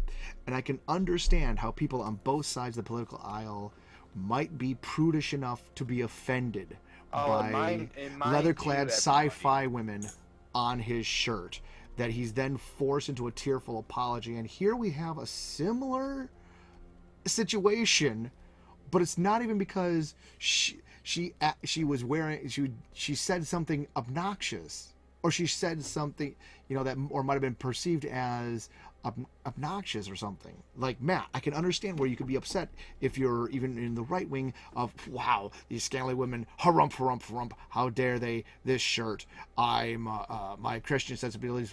No, she's saying that, It does kind of feel like everybody's hypersensitive. Oh God, yeah. Well, it's programmed hypersensitivity. You're supposed to be this sensitive because this way you can keep at each other's throats and distracted. Pretty much. How? And that's just the funny thing too. Is just like Apple tries to be this inclusive, diverse company, but this is the same exact company that exploits third world country labor to develop their overhyped, inflated computers prices. I was watching Sky News briefly earlier this morning. They're talking about this kitschy little shop that's uniquely building e-bikes, they're called, and they have like a battery motor on them. But, hey, up until the modern age, we didn't have the manufacturing, we didn't have the battery technology to help power these like bicycle, part mopeds, whatever. But here's the thing is, most of those heavy metals are coming from East Asia, which we have always been at war with, or we will be going to war with. We'll be going to war with now because of a bunch of other things. Because hybrids need lithium batteries, and we need to keep them cheap. it's gonna be going from no war for oil to war for batteries. Exactly, and just for all the people watching this video, you gotta remember this is the social politics stuff and everything is all head-turning tactics to turn people's heads away from these companies' real issues, such as Apple exploiting third world countries to use them for cheap labor to develop their computers and heavily exploiting that law. Not to mention the fact that nobody's actually researching any sort of new battery. Yeah. Because Tesla's mostly got the market tied down in his whole thing, so obviously he's not going to release too much going on with that. Anyway, let's get this article going strong. This looks like a short one, so we can probably wrap that one up. Yeah, so I'm just going to keep reading. Denise Young-Smith was originally Apple's head of worldwide human resources. Well, she moved to the newly created Inclusion and Diversity role earlier this year. With Apple explaining that the efforts in this area are critically important to Apple's futures. Oh Okay, God! As much as anybody who has ever worked a job makes fun of the human resources department, you, you feel so bad for this woman. Oh, this shit was never supposed to be. okay, so we have Smith's full apology memo right here. Yeah. Oh, it's let me get my talk on here. All right, colleagues, I have always been proud to work for Apple in large part because of our steadfast commitment to creating an inclusive culture. We are also committed to having the most diverse workforce, and our work in this area has never been more important. In fact, I have dedicated my 20 years at Apple to fostering and promoting opportunity and access for women, people of color, and the undeserved and unheard. Last week, while attending a summit in Bogota. whatever, Bogota, I made some comments as part of a conversation on the many factors that I contribute to diversity and inclusion. I regret the choice of words I used to make this point. I understand why some people took offense. My comments were not representative of how I think about diversity or how Apple sees it. For that, I'm sorry. More importantly, I want to assure you Apple's view and our dedication to diversity has not changed. Understanding that diversity includes women, people of color, LGBTQ people, and all underrepresented minorities at the heart of our work to create an environment that is inclusive of everyone. Our commitment at Apple to increasing racial and gender diversity is as strong as it's ever been. I'm proud of the progress we've made, but there's much work to be done. I'm continually reminded of the Onion? importance of talking about these I issues. read the whole thing. I'm at this point. I'm just kind of like, okay, yeah, I get it. It's like I don't. Oh, no. And I gotta read the ending. Okay. No, you don't. No. What No, does she? no, Does I she have admit to. that she loves thing, Big though. Brother? It's- Winston realized she. No, Okay. the editor for this article wrote a personal thing at the bottom. Editor's note: remove comment section because what the fuck is wrong with you people? Fair enough. It's like, I don't particularly care what companies do for discrimination-wise. If you want to be known as this or that or do this thing, I don't. It's diversion tactics. As All long as diversion you, tactics. as long as you can get a reliable product out at a reasonable price. Oddly enough, neither of which really Apple does anymore. You can be They really, don't. yeah. You see the lines of the hipsters waiting for the latest iPhone or whatever, and you also you just begin to think, well, goddamn, do we really need this stuff? Well, apparently I do, because my couple-year-old phone that was a couple years old when I got it, an LG right now, I had to delete like half the communications apps or social media apps that it came with or that I had for it, because every bloatware update to something like Facebook was just killing my ability to hold it on the internal memory of the phone. That's stupid Pretty stuff. much, yeah. I had to read that last part though. Yeah. You It- apparently this article got frickin' roasted when it first came out. Basically, you can definitely tell the article lost the argument, and there was a discussion happening in the comment section that they officially had to edit out the comment, make that statement, because ego. this is like the Cultural Revolution all over again. Holy crap, she committed the wrong thing and she was forced to make an apology, to save her job. while actively being openly racist towards white people, because that's the popular thing to do now. Yeah, that is the political right thing. She engaged in wrong thing, even though that's less judgmental. I think most of the countries kind of pushing their hatred of a particular white old man, and then mistaking that for every white old.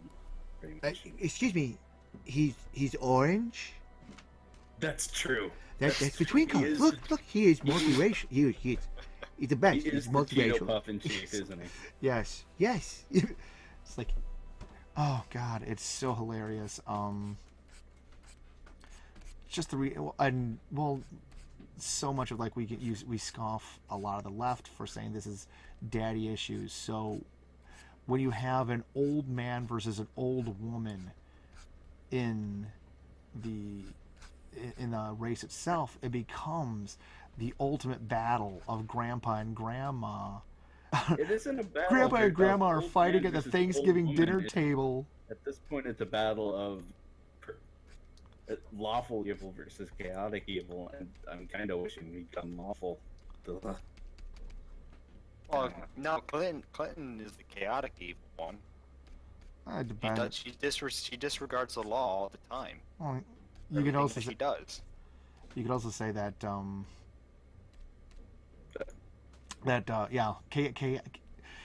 lawful doesn't destabilize Libya and Syria on a whim. I don't know. It was shitty choices all around, but I don't see how it could be worse than it currently is. I know enough people who've been boots on the ground, who are just, even if they were on the run up to the election, saying, I really don't like Trump. I don't agree with him. I'm going to hold my nose and cast the ballot for him because Hillary's worse. A lot of them are happy as hell with Mattis, with Mad Dog. And Mattis is amazing. Everything about him is just what a man of that leadership role should be like. And it's also kind of funny because this is also a guy that you can see Trump goes belligerent and mouths off on Twitter or whatever on something that is Mattis's purview. Like, we're going to waterboard him. We're going to torture him. Mattis calls him over in the corner. We're not going to torture people. That's not what America does. It's like, oh, yeah, the Mad Dog is actually capable of restraining this guy. And that's probably because as a boardroom kind of guy, Trump at least knows to look for people who are experts in the field that he can trust, as opposed to the person that is going to just kiss his ass the hardest. And that's what you had with people like that's what you definitely had with the likes of John Kerry. He really doesn't, at least not when it comes to anything science related. Ugh. Yeah, but be honest. Let's be honest here. People toss around science all the time. No, barely anybody understands it. Not a lot of people know it. Everyone acts like they're an expert on it simply because they read an article about it online. And usually a article based on one paper, and God, so many of these things are so many articles are based on like 2 decades old research papers that have been debunked since. But then brought up because people of the modern era are using them as political tools to pass their political notions. Yeah. That's basically what it comes down to. And Onion, you got to remember this too, dude. I mean, this is no longer the case, but this was the case for a long time under Obama's administration. So many people got their news from comedians. They got it from clearly bought out. Here's what I know. About the whole... Yep. I live in Minnesota. It's fucking cold here. And there have been some really freaky ass winters where we have had grass coming up. That shouldn't be happening. So I don't know. I don't want to.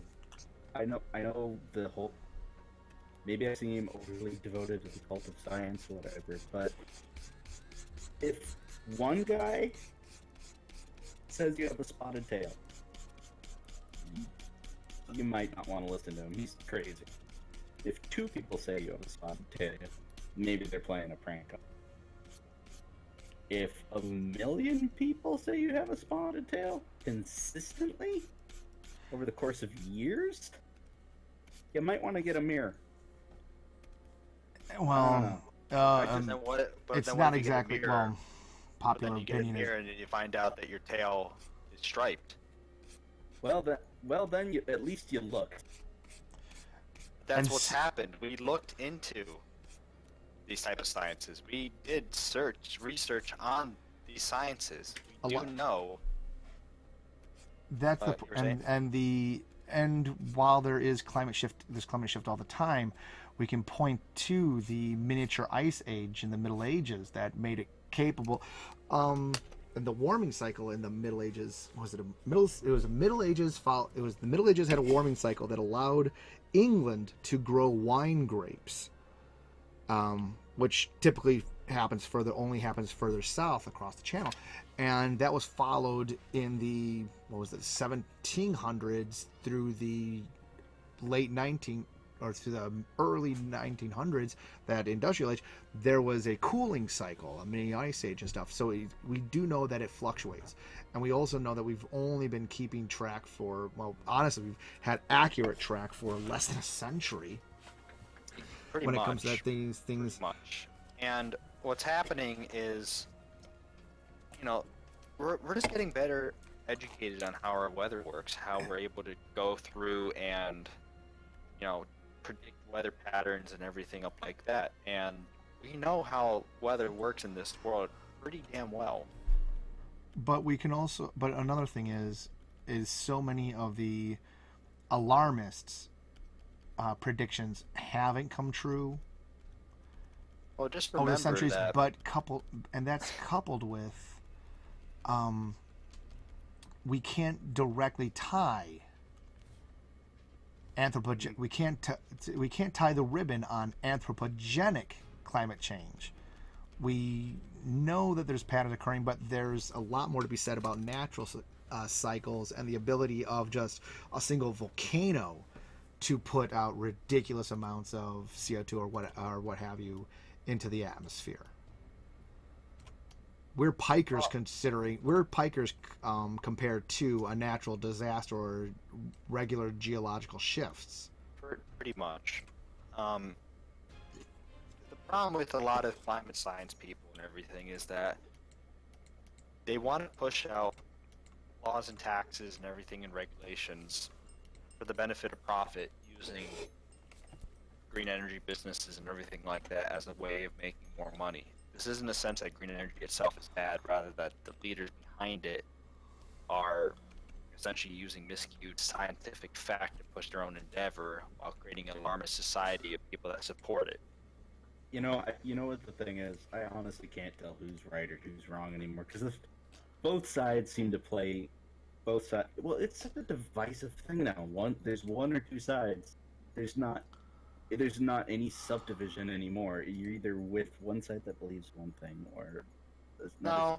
believes an Well, entire thing. I would say it's divisive, but also because for the last couple of I'd say decades we've had this I'd say it's train. pretty easy to determine who's right and wrong in this day and age. Not really. That's Ask my friend in Puerto Rico if he believes in climate change, and he's going to say a whole different thing. Of course he did, because he lives in a fucking state that does nothing to really protect its own citizens from hurricanes, despite being in an area that has them, while misusing funds and all that to go towards a government that's in debt, and then goes on Twitter and everything saying how much of a racist country the United States is, but yet begs for money from them. I wouldn't go that far. There are cycles in what hurricanes can do, but also there's who's weatherproofing buildings and whatnot.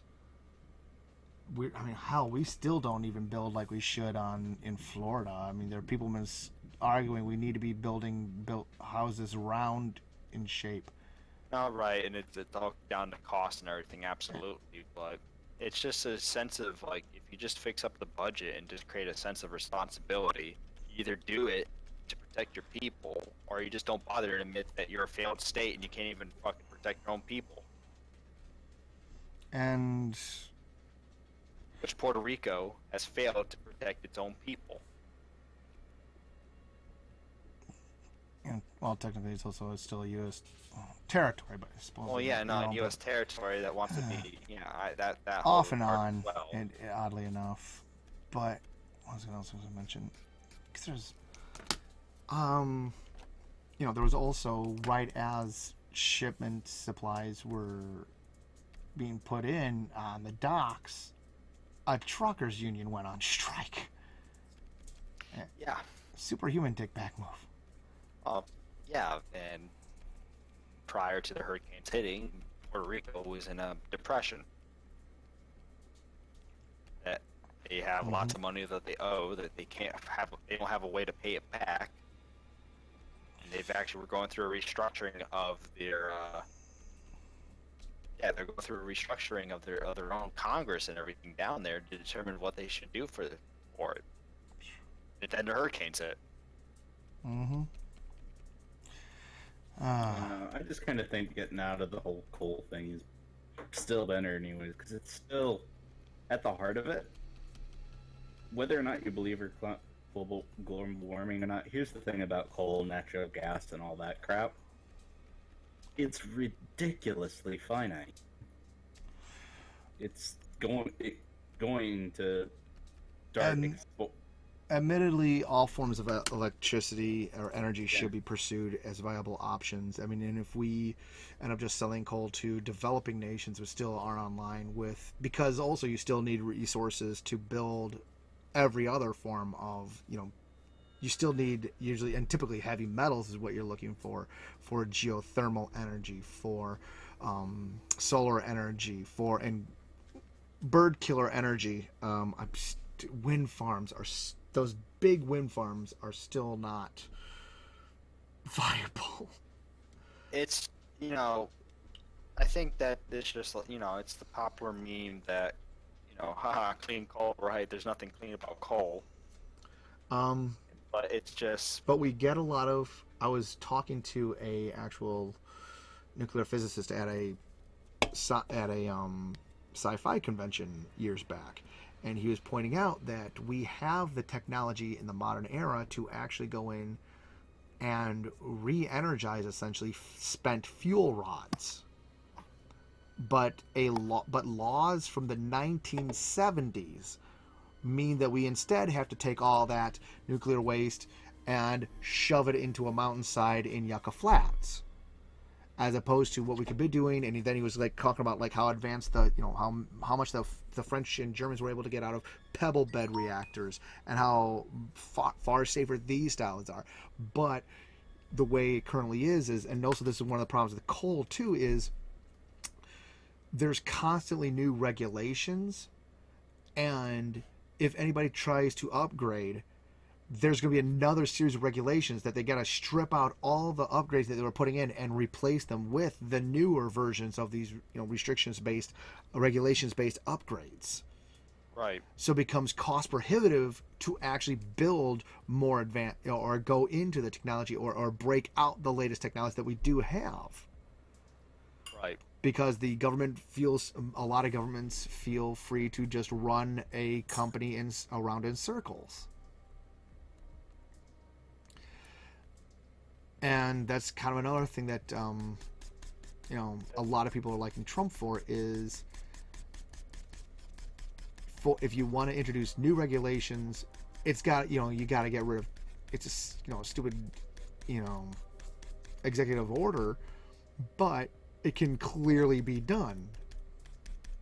Because we know we've got multiple regulations of the books that just cover each other.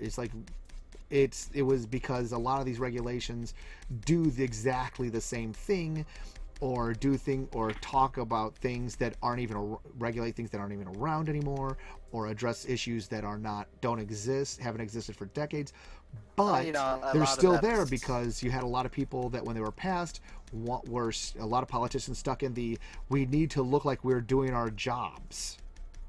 Well, yeah, and you got to remember too, a good portion of Congress currently are very old politicians. That, if I remember a recent article I read, one of the leaks that was out about Congress is that a good substantial amount of politicians are prescribed to Alzheimer's medications. Like, Oh God. yeah, if you're subscribed to that, you should probably be barred from the fucking running our Right, company. but you have to remember these are people. But what would you do without your Uncle Bernie? Get the fuck out of here, commie.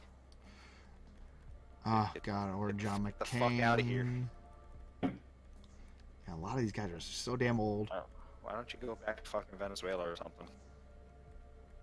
It was for not Venezuela. I tried to turn it into there, but it did not work out.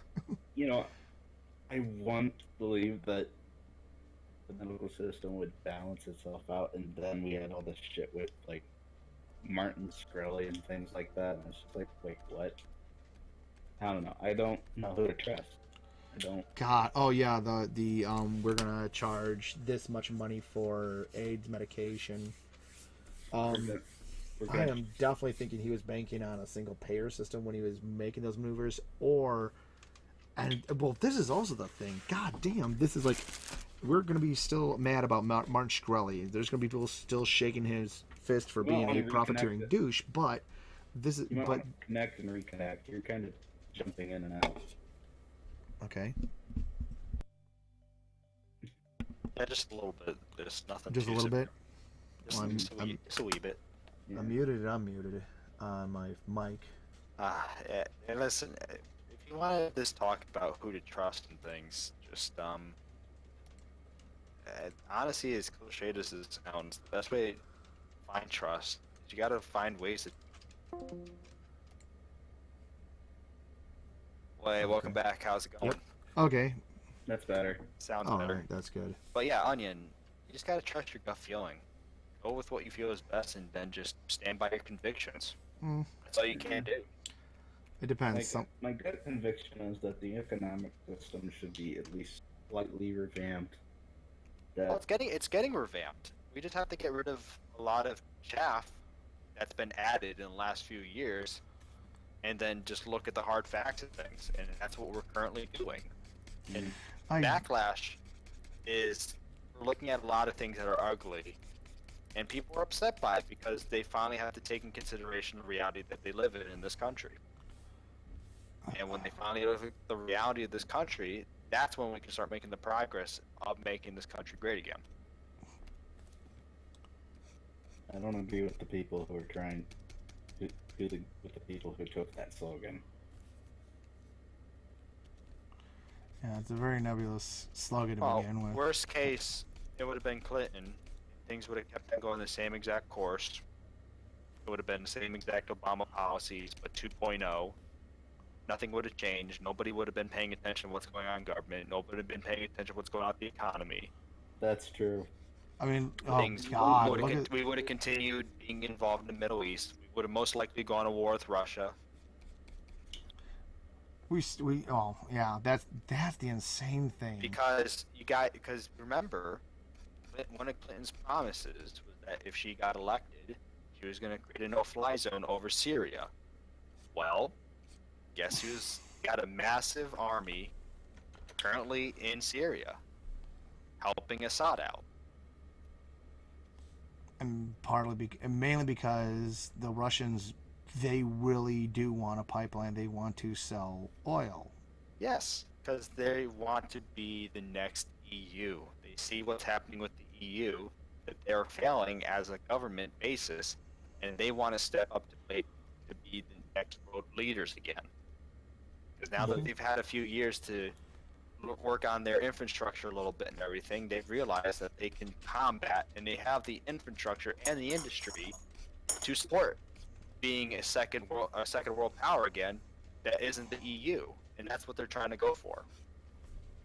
Yeah, I'm okay with the Russians not being powerful. They're kind of dick.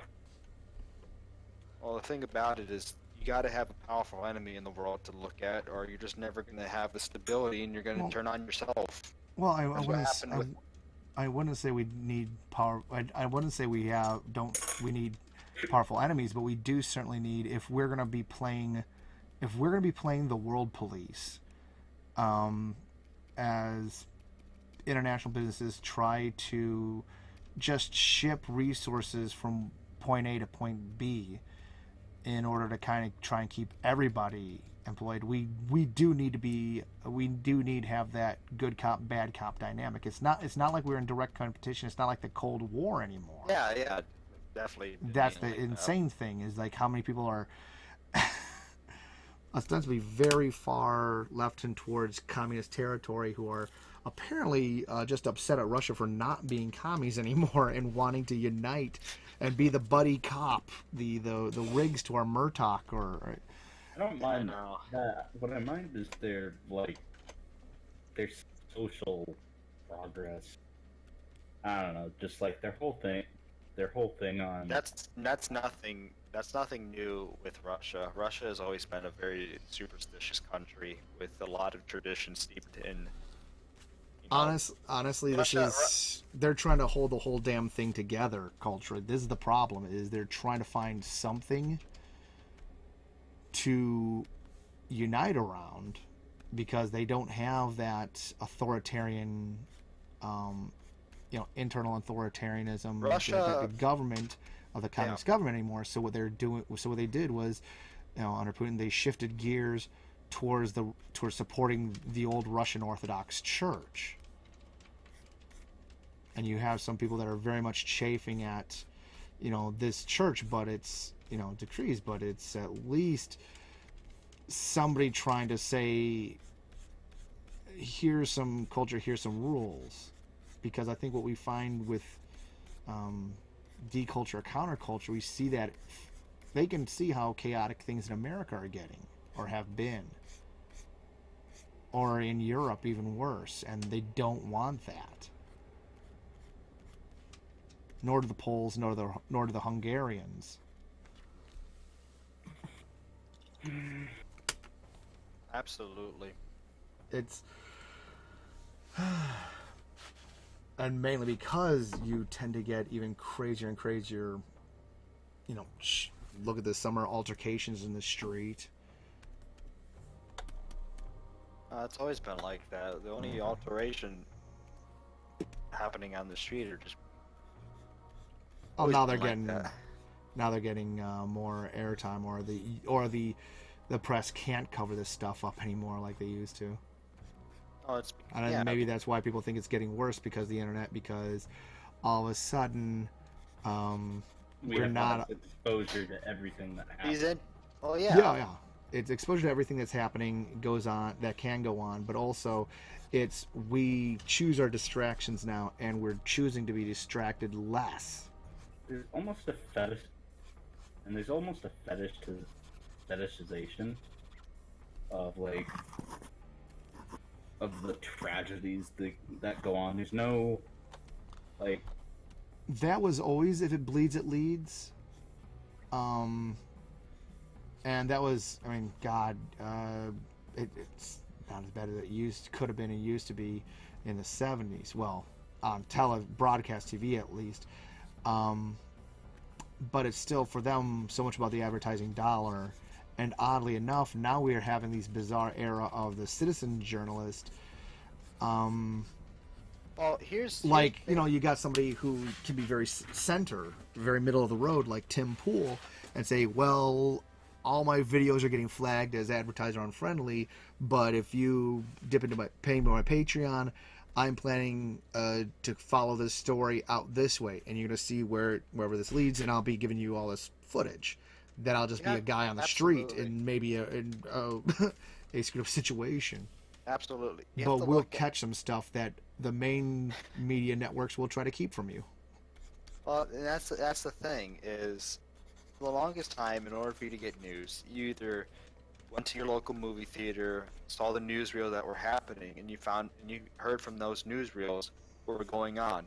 Then the invention of the television came, and it gave access to people and the news to finally give that news to people at their own houses and at their own leisure.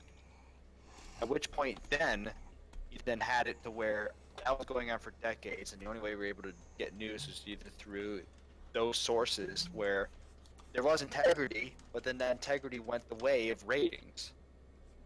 That was what the whole new thing happening going on there. So then you had businesses and entertainment industries that were creating a hyper reality of what was really going on. But then what happened is that the invention of the internet finally destroyed the possibility of that hyper reality being the reality, and people realized that they can get the news themselves through their own means of what they see through their own eyes via the internet. And that was what's been going on the last couple of years, is the threatening of these old news agencies being destroyed because people are now realizing that they don't need these companies anymore. They don't need these news stations telling them what's actually going on, because they can see with their own eyes in their own videos that they share on social media and everything of the reality that's really going on.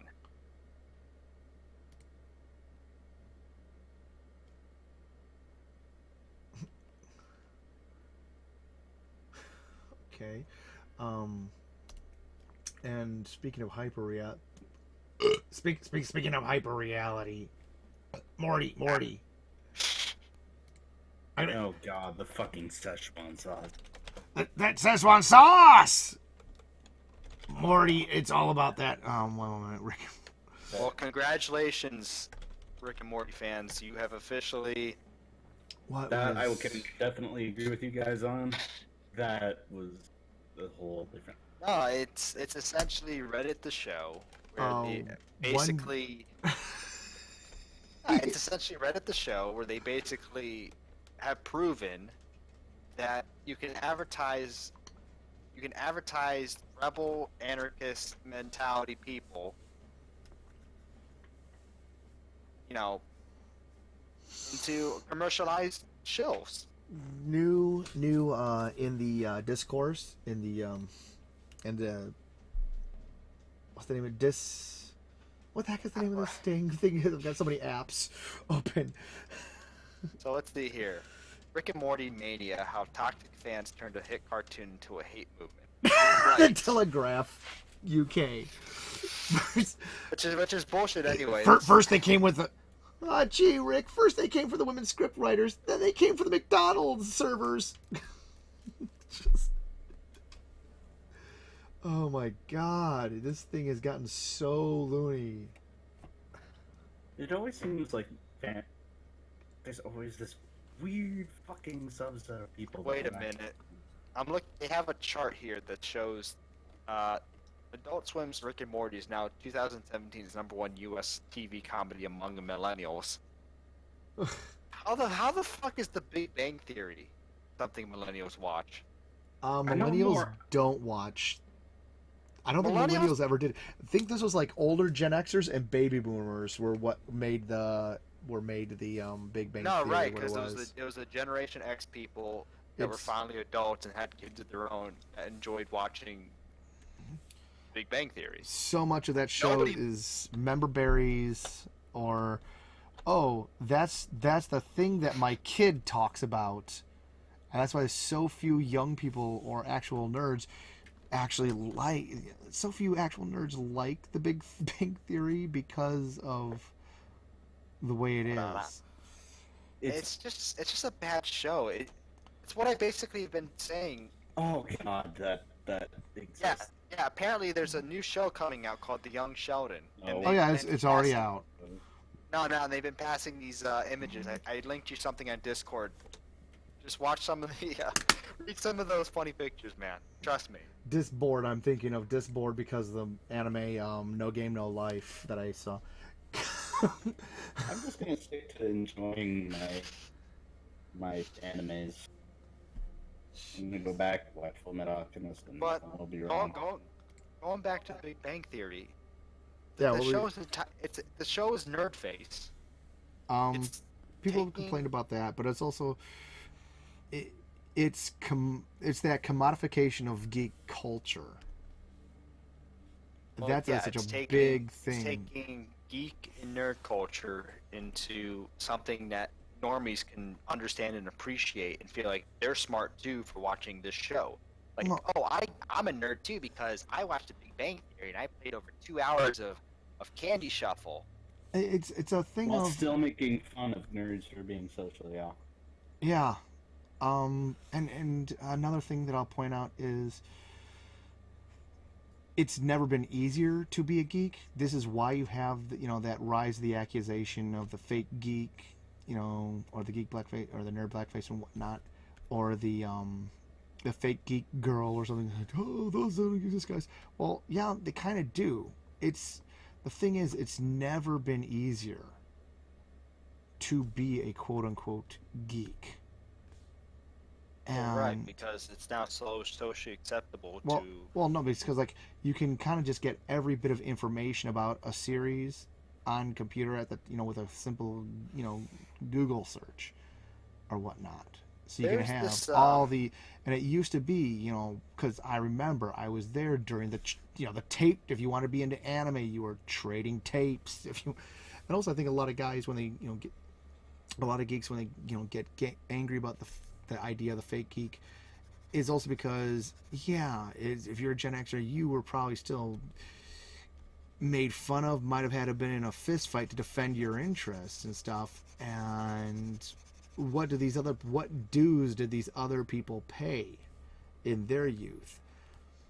Which is kind of a stupid concept in and of itself these days, but back then I kind of get it. It's just like, not true. But it was just in 2007 when finally a lot of these geeks and nerds and everything like that came of age, and then they started to make shows that were more geared towards sort of like softer mentality of things. Like, don't make cartoon shows that are about action, instead making it about storytelling and slice of life, or the best making it where video games are now more intelligent and mature. Well, it's also, let's talk about the where it ties into TV, where it ties into sitcoms and whatnot. Into YouTube. It's the commodification of the geek culture is also what I think a lot of people are spiking and rejecting, even as the Rick and Morty merchandise. You can dress like Rick and Morty and Steven Universe and all that stuff right over in your Spirit Halloween. Or we have how many trailer reaction videos to the official release of the second Star Wars trailer, and we're gonna have our channel is gonna do our board of people on our 3-4 people are all going to discuss what showed up in this trailer, and it's like, and that's why I like Red Letter Media, because my God, it's like you can watch I saw because that you compare them side by side with Screen Junkies or all these people that are very much being paid direct. These people are shills. They are being paid directly by these corporations. Oh, absolutely. They do the endorsements, of course. They are a pipe. Just trust me, it's all visual. It's very visual. I've seen this all the time. Yeah. Rogue One is very visual. It's not. There's not a lot of what you'd call the story or the characters. You don't really get emotionally attached to them because, well, you're going to die already because the kind of the ending of how it goes. But 9 out of 10 movie, 8 out of 10, 8 out of 10. Yes, very cool. Very cool. Very cool. Very cool. Very cool.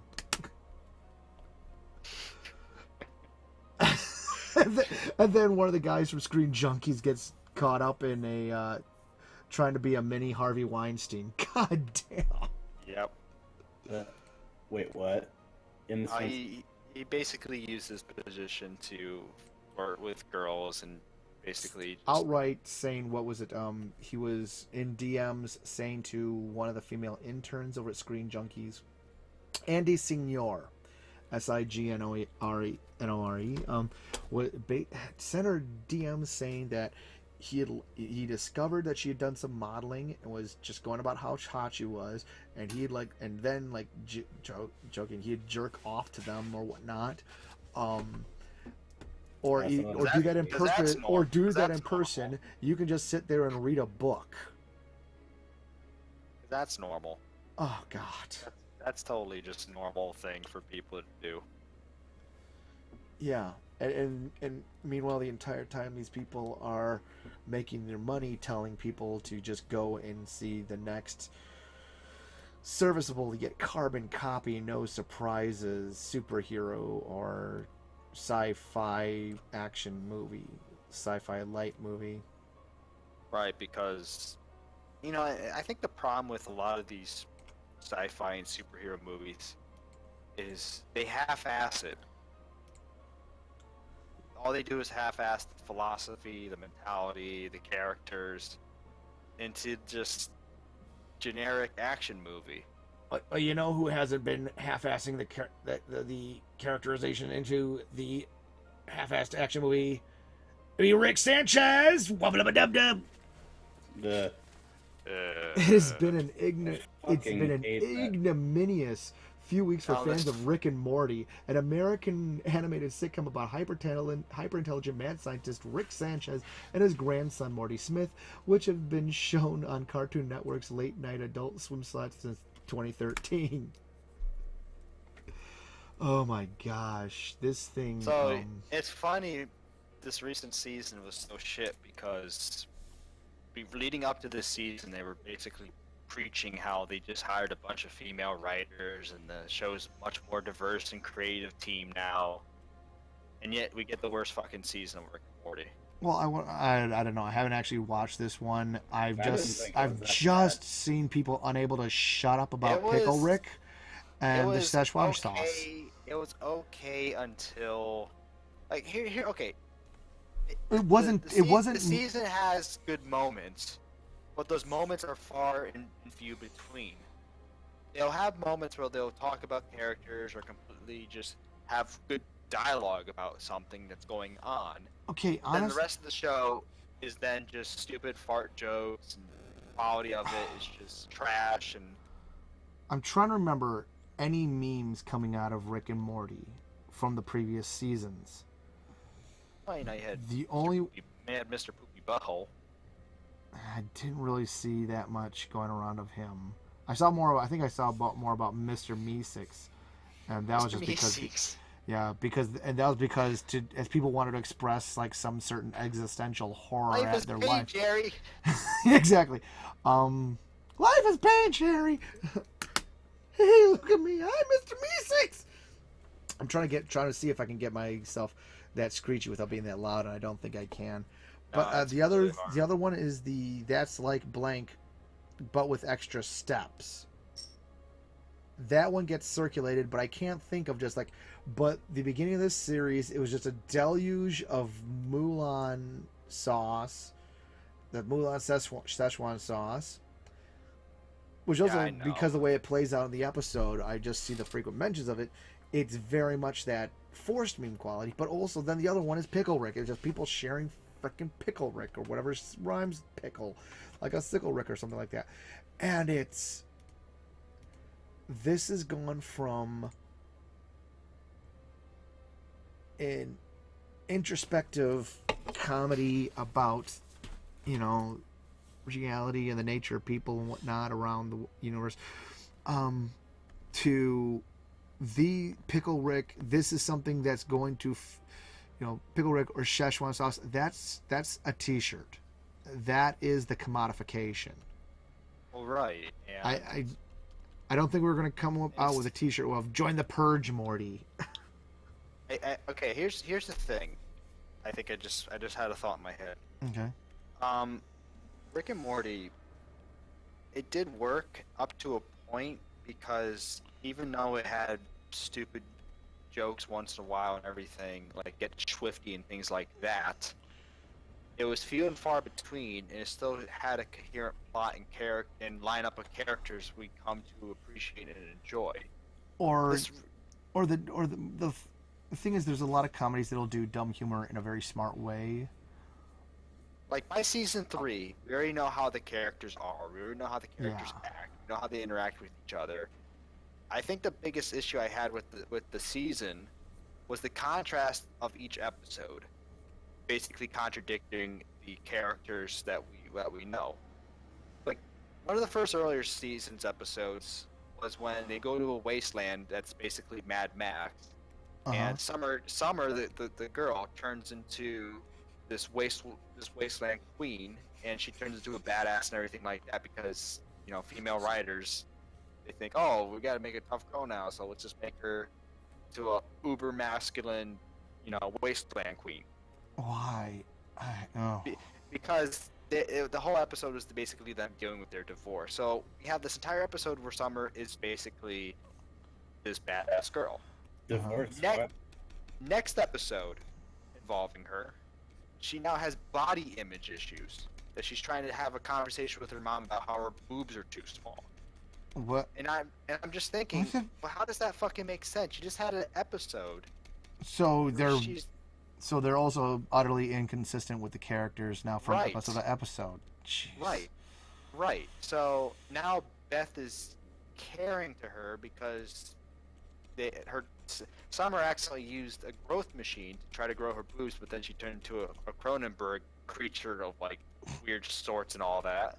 Yeah. And it's just this whole thing that's just inconsistent. Like we all know. Okay, like here's the Vindicators episode. There's a good example in there. So Morty likes the superhero group that has Ghost Train Man, like Million Ant Man, Galaxy Woman or whatever. That's like a little like void walking creature of Galaxy, and then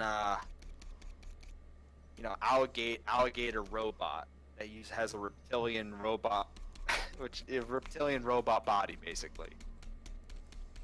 And so they hire Rick because they need their help defeating this overlord who's threatening to destroy the universe. And Rick gets drunk and during his drunken raid and everything, decides to go up to this evil bad guy, destroy him, all so he can basically create this Saw-like game for the Vindicators as a way to get back at Morty for how dare Morty appreciates the Vindicators as heroes more than Rick. And there's a segment in there where they get to a point where, you know, Rick's talking about like, here, let me just get the video up because it's just weird for me to try to explain it. I saw it, and I know what you mean. I'll probably see it at a later time. Yeah, I'm just like, I'm kind of interested in this, the article, because they're talking about all these just the things that they want to tie this into, though. Though the show is only viewable in British fans of now, recent view figures show that it's most popular among millennial viewers in the United States. Okay. Storylines that combine Back to the Future with Beavis and Butthead. Well, that's which is nothing not but an accurate description. The popularity has come with several problems, however, which have caused even the show's creators to disavow some parts of the fan base for their behavior. And also, you got to remember that the entire show kind of exists the way it does because Dan Harmon had a mental breakdown after Community was wrestled away from him. right. And he ended up in a divorce. Oh God, I'm reading. Yeah, and that's the thing about it is, it's just. It's like so much of this comes from the actual series creator being miserable when he created this. Right. And he's still displaying that he's still so damn crazy on Twitter right now.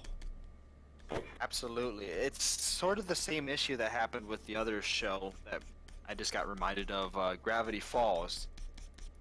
And that creator being an absolute just piece of work over there.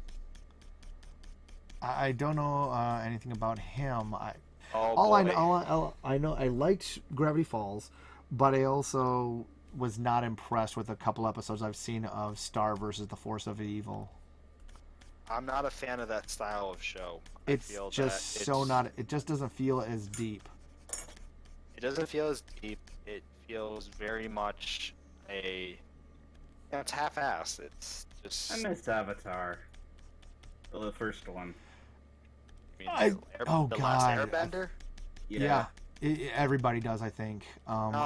We all do, because it introduced much more of a mature storytelling that didn't feel like it was pandering or dumbing down the plot. It created a lot of interesting characters that we come to fall in love with. The irony with that show is the reason why the show was a success had a lot to do with the creative team, but then the creators of the show turned into a bunch of George Lucases. Yeah, well, one of them one of the original creators wasn't even on the sequel series. Right. So, And what made the show great was that it took a risk to wanting to develop this world, something that is extremely rare with so many modern shows these days that never take risks anymore. Or the shows that do take risks, but then they have an adult show disguised as a children's show, which just comes off as sometimes just awkward and weird and doesn't work, like Adventure Time. yeah. But I'm torn with Adventure Time because there's It has parts this, of it has its moments of brilliance and its moments where it's just like, okay, what? right, like it just felt weird that the creators of the show, well, I mean, the creators of the show left, and then the writers took a hold of it, but then the writers of the show started to use the show as essentially their therapy show, where they would talk about themes and things that they were going through personally as writers. What are you talking about? Adventure Time, or Yeah, Oh. there's parts in Adventure Time where writers would use the show as a means to put in their own feelings or what was going on in their adult life. So let's have Finn be an allegory for a writer who just got out of a bad relationship. So we're gonna have an episode where Finn accidentally is abusive towards a girl and then creates this awkward situation where he himself is then put in a situation where he's effectively raped by somebody. I'm trying to remember that Because episode, but it's I think I know it. I know the phase of the show that you're talking about. right. I mean, I'm not saying actual rape happened, but it's heavily implied that there definitely was a forced moment there where it did happen. And it just comes off as awkward. It doesn't come off as mature. It just comes off as That whole I don't think I want to go around saving princesses anymore. Period. yeah, That he's in. basically. After the quote unquote with the pseudo breakup with Bubblegum. Which even if itself is pretty stupid. I mean, they effectively, the writers even went on just promoted like, oh yeah, like this happened and we think it's cool, and you know, that's just the issue I have. It's just an element of pandering. Yeah. Which is weird because another show that came out at the time was a regular show. Which, Same creators, right? no, different creators. These guys, here's the thing about creators. They're different creators, but they all mostly come from the same area, Southern California. Yeah, the SoCal or the CalArts school. Yeah, the CalArts school. That is true. So they all kind of have the same similar style of drawing, but no, different creators and all that. Regular show, definitely a lot different compared to what Adventure Time was, but I recently gave that show a watch, and out of the two, I think regular show is a much better show. As weird as that is. I don't know, weird at all. Like, Not weird at all. one thing I didn't know about regular show was a lot of reference to 80s cinema and media and movies. Oh yeah. Like a lot of 80s movies. I was actually kind of shocked that some of the references in those were from very adult films. And I was actually really impressed with the amount of detail they went with that, and the story actually ended up being pretty good. Characters actually ended up being fairly great, and compared to what Adventure Time was trying to do, I think regular show had much more of a consistency of what they're going for. And there's actually growth that happened. Like, there's actually a point when the main character is dating the I know, it's just the main character, the Bluebird Mordecai, dating this Redbird girl, but then he realizes that it doesn't work out, and then it's just like they go through this whole process of, you know, him dealing with that and everything. That actually, I was told that it was coming off as weird and odd, but I think just for the situation that it was, I think it definitely makes a lot more sense compared to what Adventure Time was doing.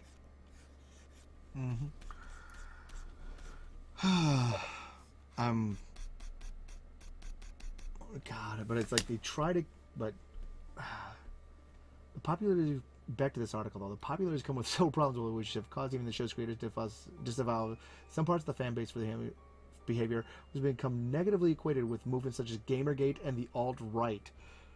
For some reason, Rick and Morty is going to be tied in with.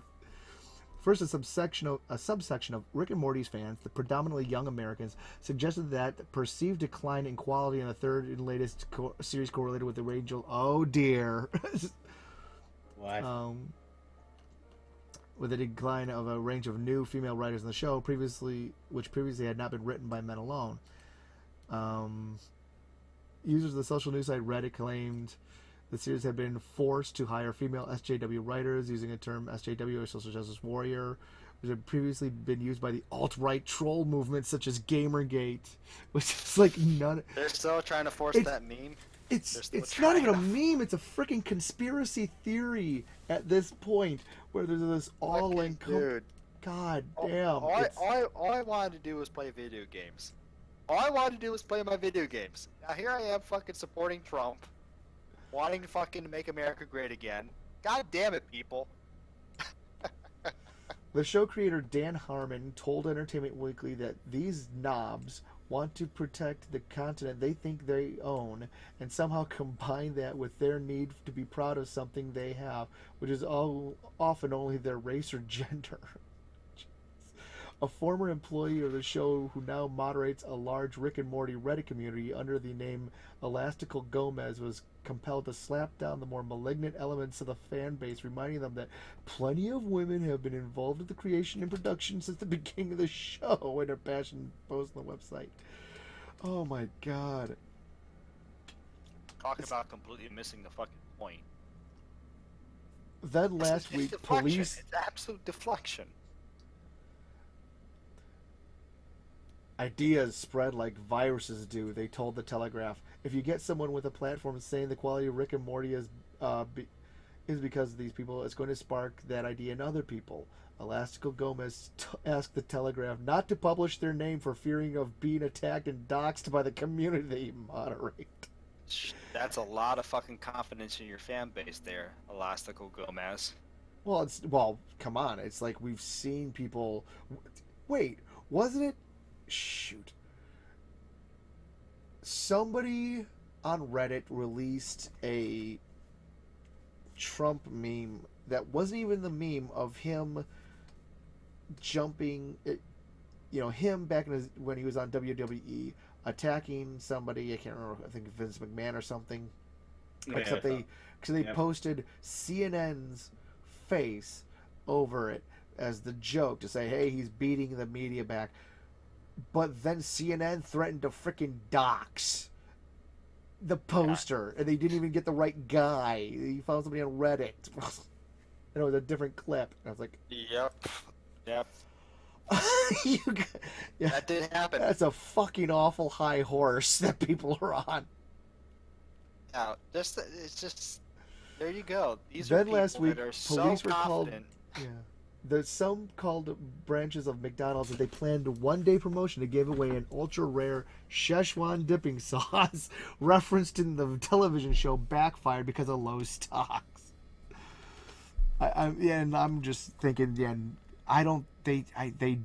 people did not understand how popular the show was, or how popular beyond the general popularity of the show that a meme would be, just for people who would be curious because this thing is coming back. Hardcore fans of the program spelled with an E on the end, an additional M-E, programmy. I'm gonna pronounce it like that, Britain, until you get your act together. I'm logging off. All right, nice talking with you, Onion. Take care, Onion. It was good hanging out with you, dude. Sorry if I seem like a liberal fuck bucket. No, it's not that at all. Hey, you're our liberal fuck bucket, dude. Oh, by the way, game suggestions. Been playing. What are you in the mood for, dude? Go for shooters? You want to go for platforming? You want to go for a little open arena, a little sandbox, survival? About the do you guys stream? I don't stream. I don't necessarily stream. My cousin has a stream channel. Twitch, brah. Yeah. Have you guys heard of the game Divinity? Yeah, I've heard Divinity. Honestly, Great game. I've been playing Divinity, the sequel of the game. The only how is it? the only games. I think this is the only game where I had a mission to literally burn a chicken alive to turn it back into a phoenix. Yep. And you know how I learned this? By talking to said chicken. I can talk to the chicken. I can talk to the squirrels. I want you to burn me alive. Well, no, you have to suggest it to him, actually. Would you like me to burn you alive? Please! If you're a scholar, it's like, you look like a phoenix. Well, so long as you don't play Hat in Time, dude. What's Hat in Time? The new controversial game, dude. Why is it controversial? Oh, because of stupid reasons. Like what stupid reasons? It's 2017, current year. What do you think? It's JonTron is a voice actor in it. So the game's neo-Nazi. Yeah. That's the logic right there, Onion. If it's got neo-Nazis in it, don't play Or a it. person who's accused of being thereof. That's what's... Oh, God, that's how dumb all this stuff He gets. says some stupid shit, but I still enjoy his stuff. Jesus. Yeah, Destiny is a fucking dumbass. His whole thing was definitely... His whole argument was essentially just deflection tactics as a means of just putting him in a corner. And then you look at the corner that the very next episode that Destiny got put in. You know, there's Mr. Medicare, there's Jim coaxing out of... We shouldn't don't build a wall, just bomb them all. Just like, literally, we're supposed to invade Mexico so we can accept their people because the government will be less screwed up. Yeah, that was Destiny. That was what Destiny's ideas boiled down to: war with Mexico instead of building a wall. That's the whole thing. I just want to tell people with that is just Destiny is no better. If anything, he's worse than JonTron. Because if you actually look at most of JonTron stuff and everything, a lot of it's actually based on fact. I mean, he's had bad wording for it and everything, but most of it's in sound rationale. It's that red He's pill. not a debater. That's basically what it comes down to. It's the red pill rage. You get all this stuff all at once right off the bat, and you don't know how to parse all this new information. The funny thing about that whole debate was just it actually got people to go online, look up all this information themselves, and say, accidentally red pill all these people. All right. Yep. We'll have fun, man. Yep, I'm gonna go kill some things. Yeah, the only games I actually play right now are on PS4, and that's like Overwatch, Overwaifu, and Titanfall 2. That's just such a fun game. I know Titanfall 2 was such a great game. Big stompy mech action, and then of course, but Overwatch right now is in the middle of their Halloween thing with all the extra skins. With the Halloween and everything, I really enjoy the Cthulhu skin. Oh god, that thing was so cool looking. My favorite outfit of all time in that. Oh yeah. Maze was a little... Maze... I get what they're doing. They want people to see a part of Chinese culture like that, but it just felt lazy. It's kind of funny because he's very left-wing himself. Louis Lavaux. Who? Louis Lavaux is a YouTuber, and he hates Overwatch. Why does he hate Overwatch? Because it doesn't really have a story. It has characters, but there's bugger all for an actual solid story. It's just this fighting game thing of all these weird and wacky characters, and the flimsy excuse to have this stuff. And because they go from, oh, it's not diverse, they're just using diversity as an excuse, in his opinion, to have, because they have a Chinese character, they can have this person dress up in a very, what you'd consider stereotypical Chinese ghost outfit. How's it? I don't get that logic. How is it stereotypical to be in a traditional outfit? Well, and that's the thing, is like, if you weren't, because it's not an actual game being made, you know, by in India, it's not a game being made in China, but there's this whole subset of fandom that's saying that we're not supposed to be fine with this and not supposed to be, but because it's done, because they paid lip service early on. Well, they're just bandwagoning. The fandom that should be offended doesn't get offended. It's a very whenever they choose, it's as they seem to choose when to switch this thing on and off as to whether they attack something. I'm just laughing. I'm still laughing when the game was first out and everyone was latching on to the Russian girl. Zarya. Yeah, Zarya, because everyone thought that Zarya was. She's the, and also that's the thing, is like, you know, the stereotypical. Like, oh, she's got pink hair. And she's Russian really, female athletes, you know, and on steroids or something. And she's not the average look of what a woman should be. She's awesome because she's progressive, because she has pink hair and she's muscular, and she destroys what the old traditional view of what a woman should look like. So I'm gonna latch onto her as an SJW idol, and then she gets released in the game, and she's essentially fucking Nationalist 2.0. Yeah, well, and that's the other part of it, is she's also a joke reference to a Russian Olympic scandal from either the 70s or the 80s, when the female bodybuilding team was on all these testosterone-based hormones or whatever. Was that the thing? I never heard that. Yeah. Oh my god. I'm jokes. Sure, There's jokes. I'm sure it happened, but that was a direct ref to her creation. Yeah. Well, that's that Russian bodybuilder reference. Oh right. And it's actually funny too. When I was playing the game, she was one of my top mains. Yeah. I could burst tank with her so good. Let me see. A lot of people say she sucked because, like, she was a very squishy tank. She only had, like, maybe 200 health and everything at a given time, but I remember the extra shield that she had really helped her out in matches, and if you just go in there... The thing about her tankiness is she's a very aggressive tank. She can't take a lot of damage, but what she can do is provide shield burst, which then, if you have a very aggressive team, she's a very good teammate to have for that. Yeah, background in the Soviet era, the 1980 Summer Olympics. The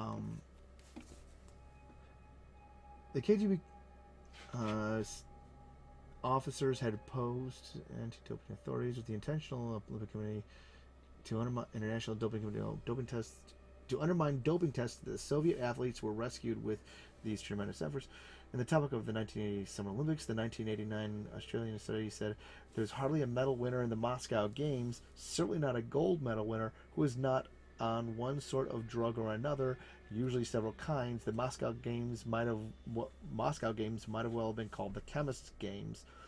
Documents obtained in 2016, this is from Wikipedia, revealed the Soviet Union's plans for a statewide doping system in track and field in preparations for the 1984 Summer Olympics in Los Angeles. And so you had references, you had jokes referencing, you know, these masculine Russian women. In there's, I think it was the Arnold Schwarzenegger movie Junior had a joke about that. The comedy movie Top Secret had a joke about the Russian doping scandal of the 80s. because that was still during this Cold War. So she's literally a joke reference to a Cold War fiasco. And so she's this series of Cold War stereotypes. Then that's basically her freaking character. You want to talk about Russian stereotype? The only one I can think of on the top of my head that was a girl is essentially the Russian agent girl from the Austin Powers movies. Ivana Humpalot or whatever, yeah. You always have the, yeah. you always have the, back in the old spy movies, I'm trying to remember what especially during the Roger Moore era. Well, then again, also the second James Bond movie was From Russia with Love. Yeah, the Russian seductress. But yeah, you have all these kind of like national. You have these kind of it's just nationalist. It's just national stereotypes, like you do in a lot of fighting games. Yeah. Like Zangief. Yeah. And he's dancing with Boris Yeltsin, and you can kind of so yeah, that's very much part of that. That was also a tie-in to those particular stereotypes that were coming about Russian metal cheating and whatnot. But if you notice, like most Russian characters will be bodybuilders in video games, and it's so funny. Because you do these cultural cliches, these cultural stereotypes. Because far as Egyptian, she has the Anubis head outfit, but also for whatever reason she also has a Native American theme, the Pacific Northwest Indian theme. Yeah. And nobody really goes on a freak out campaign over this because it's an alternate uniform and well she has she has brown enough skin, I guess, and then they kind of retcon it that her dad or something, that she's half Native American in like one of the sprays, because they show like some guy who's supposed to be her dad or something. Because her father's basically a British Columbian native. Yeah. Because diversity? Or let's search through the couch cushions for a lame excuse of see what cover our asses. I was disappointed. I was on the ship train that I was hoping it was going to be Anna and forget the German guy's name. Reinhardt. Yeah, Reinhardt. And what a stereotypical name too. I know. Good German engineering. I do. It's so. This isn't a This is you're playing national or cultural It's not like cliches and Yeah, at least he is not a secret Nazi or something. That's. I know, and I was fucking happy with that. Oh God. Or even just something where it's Torbjorn. Torbjorn. Yeah. The Norwegian, the IKEA furniture. One of his sprays is making fun of IKEA furniture. Yeah. He's from Sweden. It's all the same. It's all the same. For the last time. I know. I have a ton of Swedish friends too. It's fucking hilarious with that. Oh God, you have friends in Sweden? To be fair, they're nice people.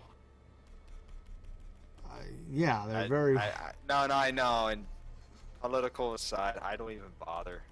Yeah. I've tried subtle, but they're not taking the bait. It's no, and I've realized it's more important.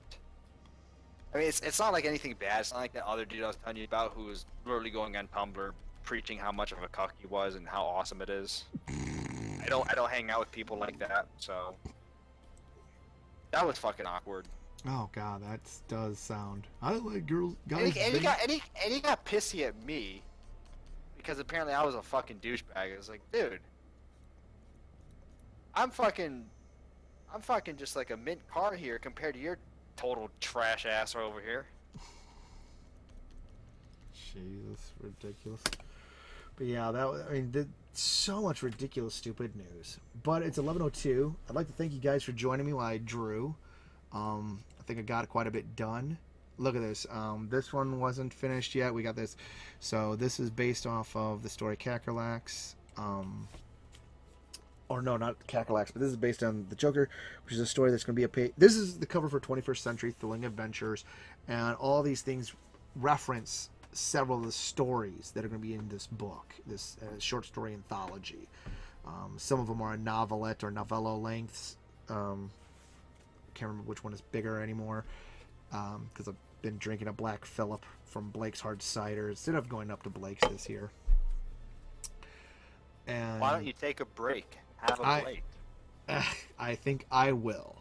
So I'd like to thank you guys for joining me and Dandy, and we will let you go. Good. Thank you. It was a fun night. Good convos, man. Yep. And later.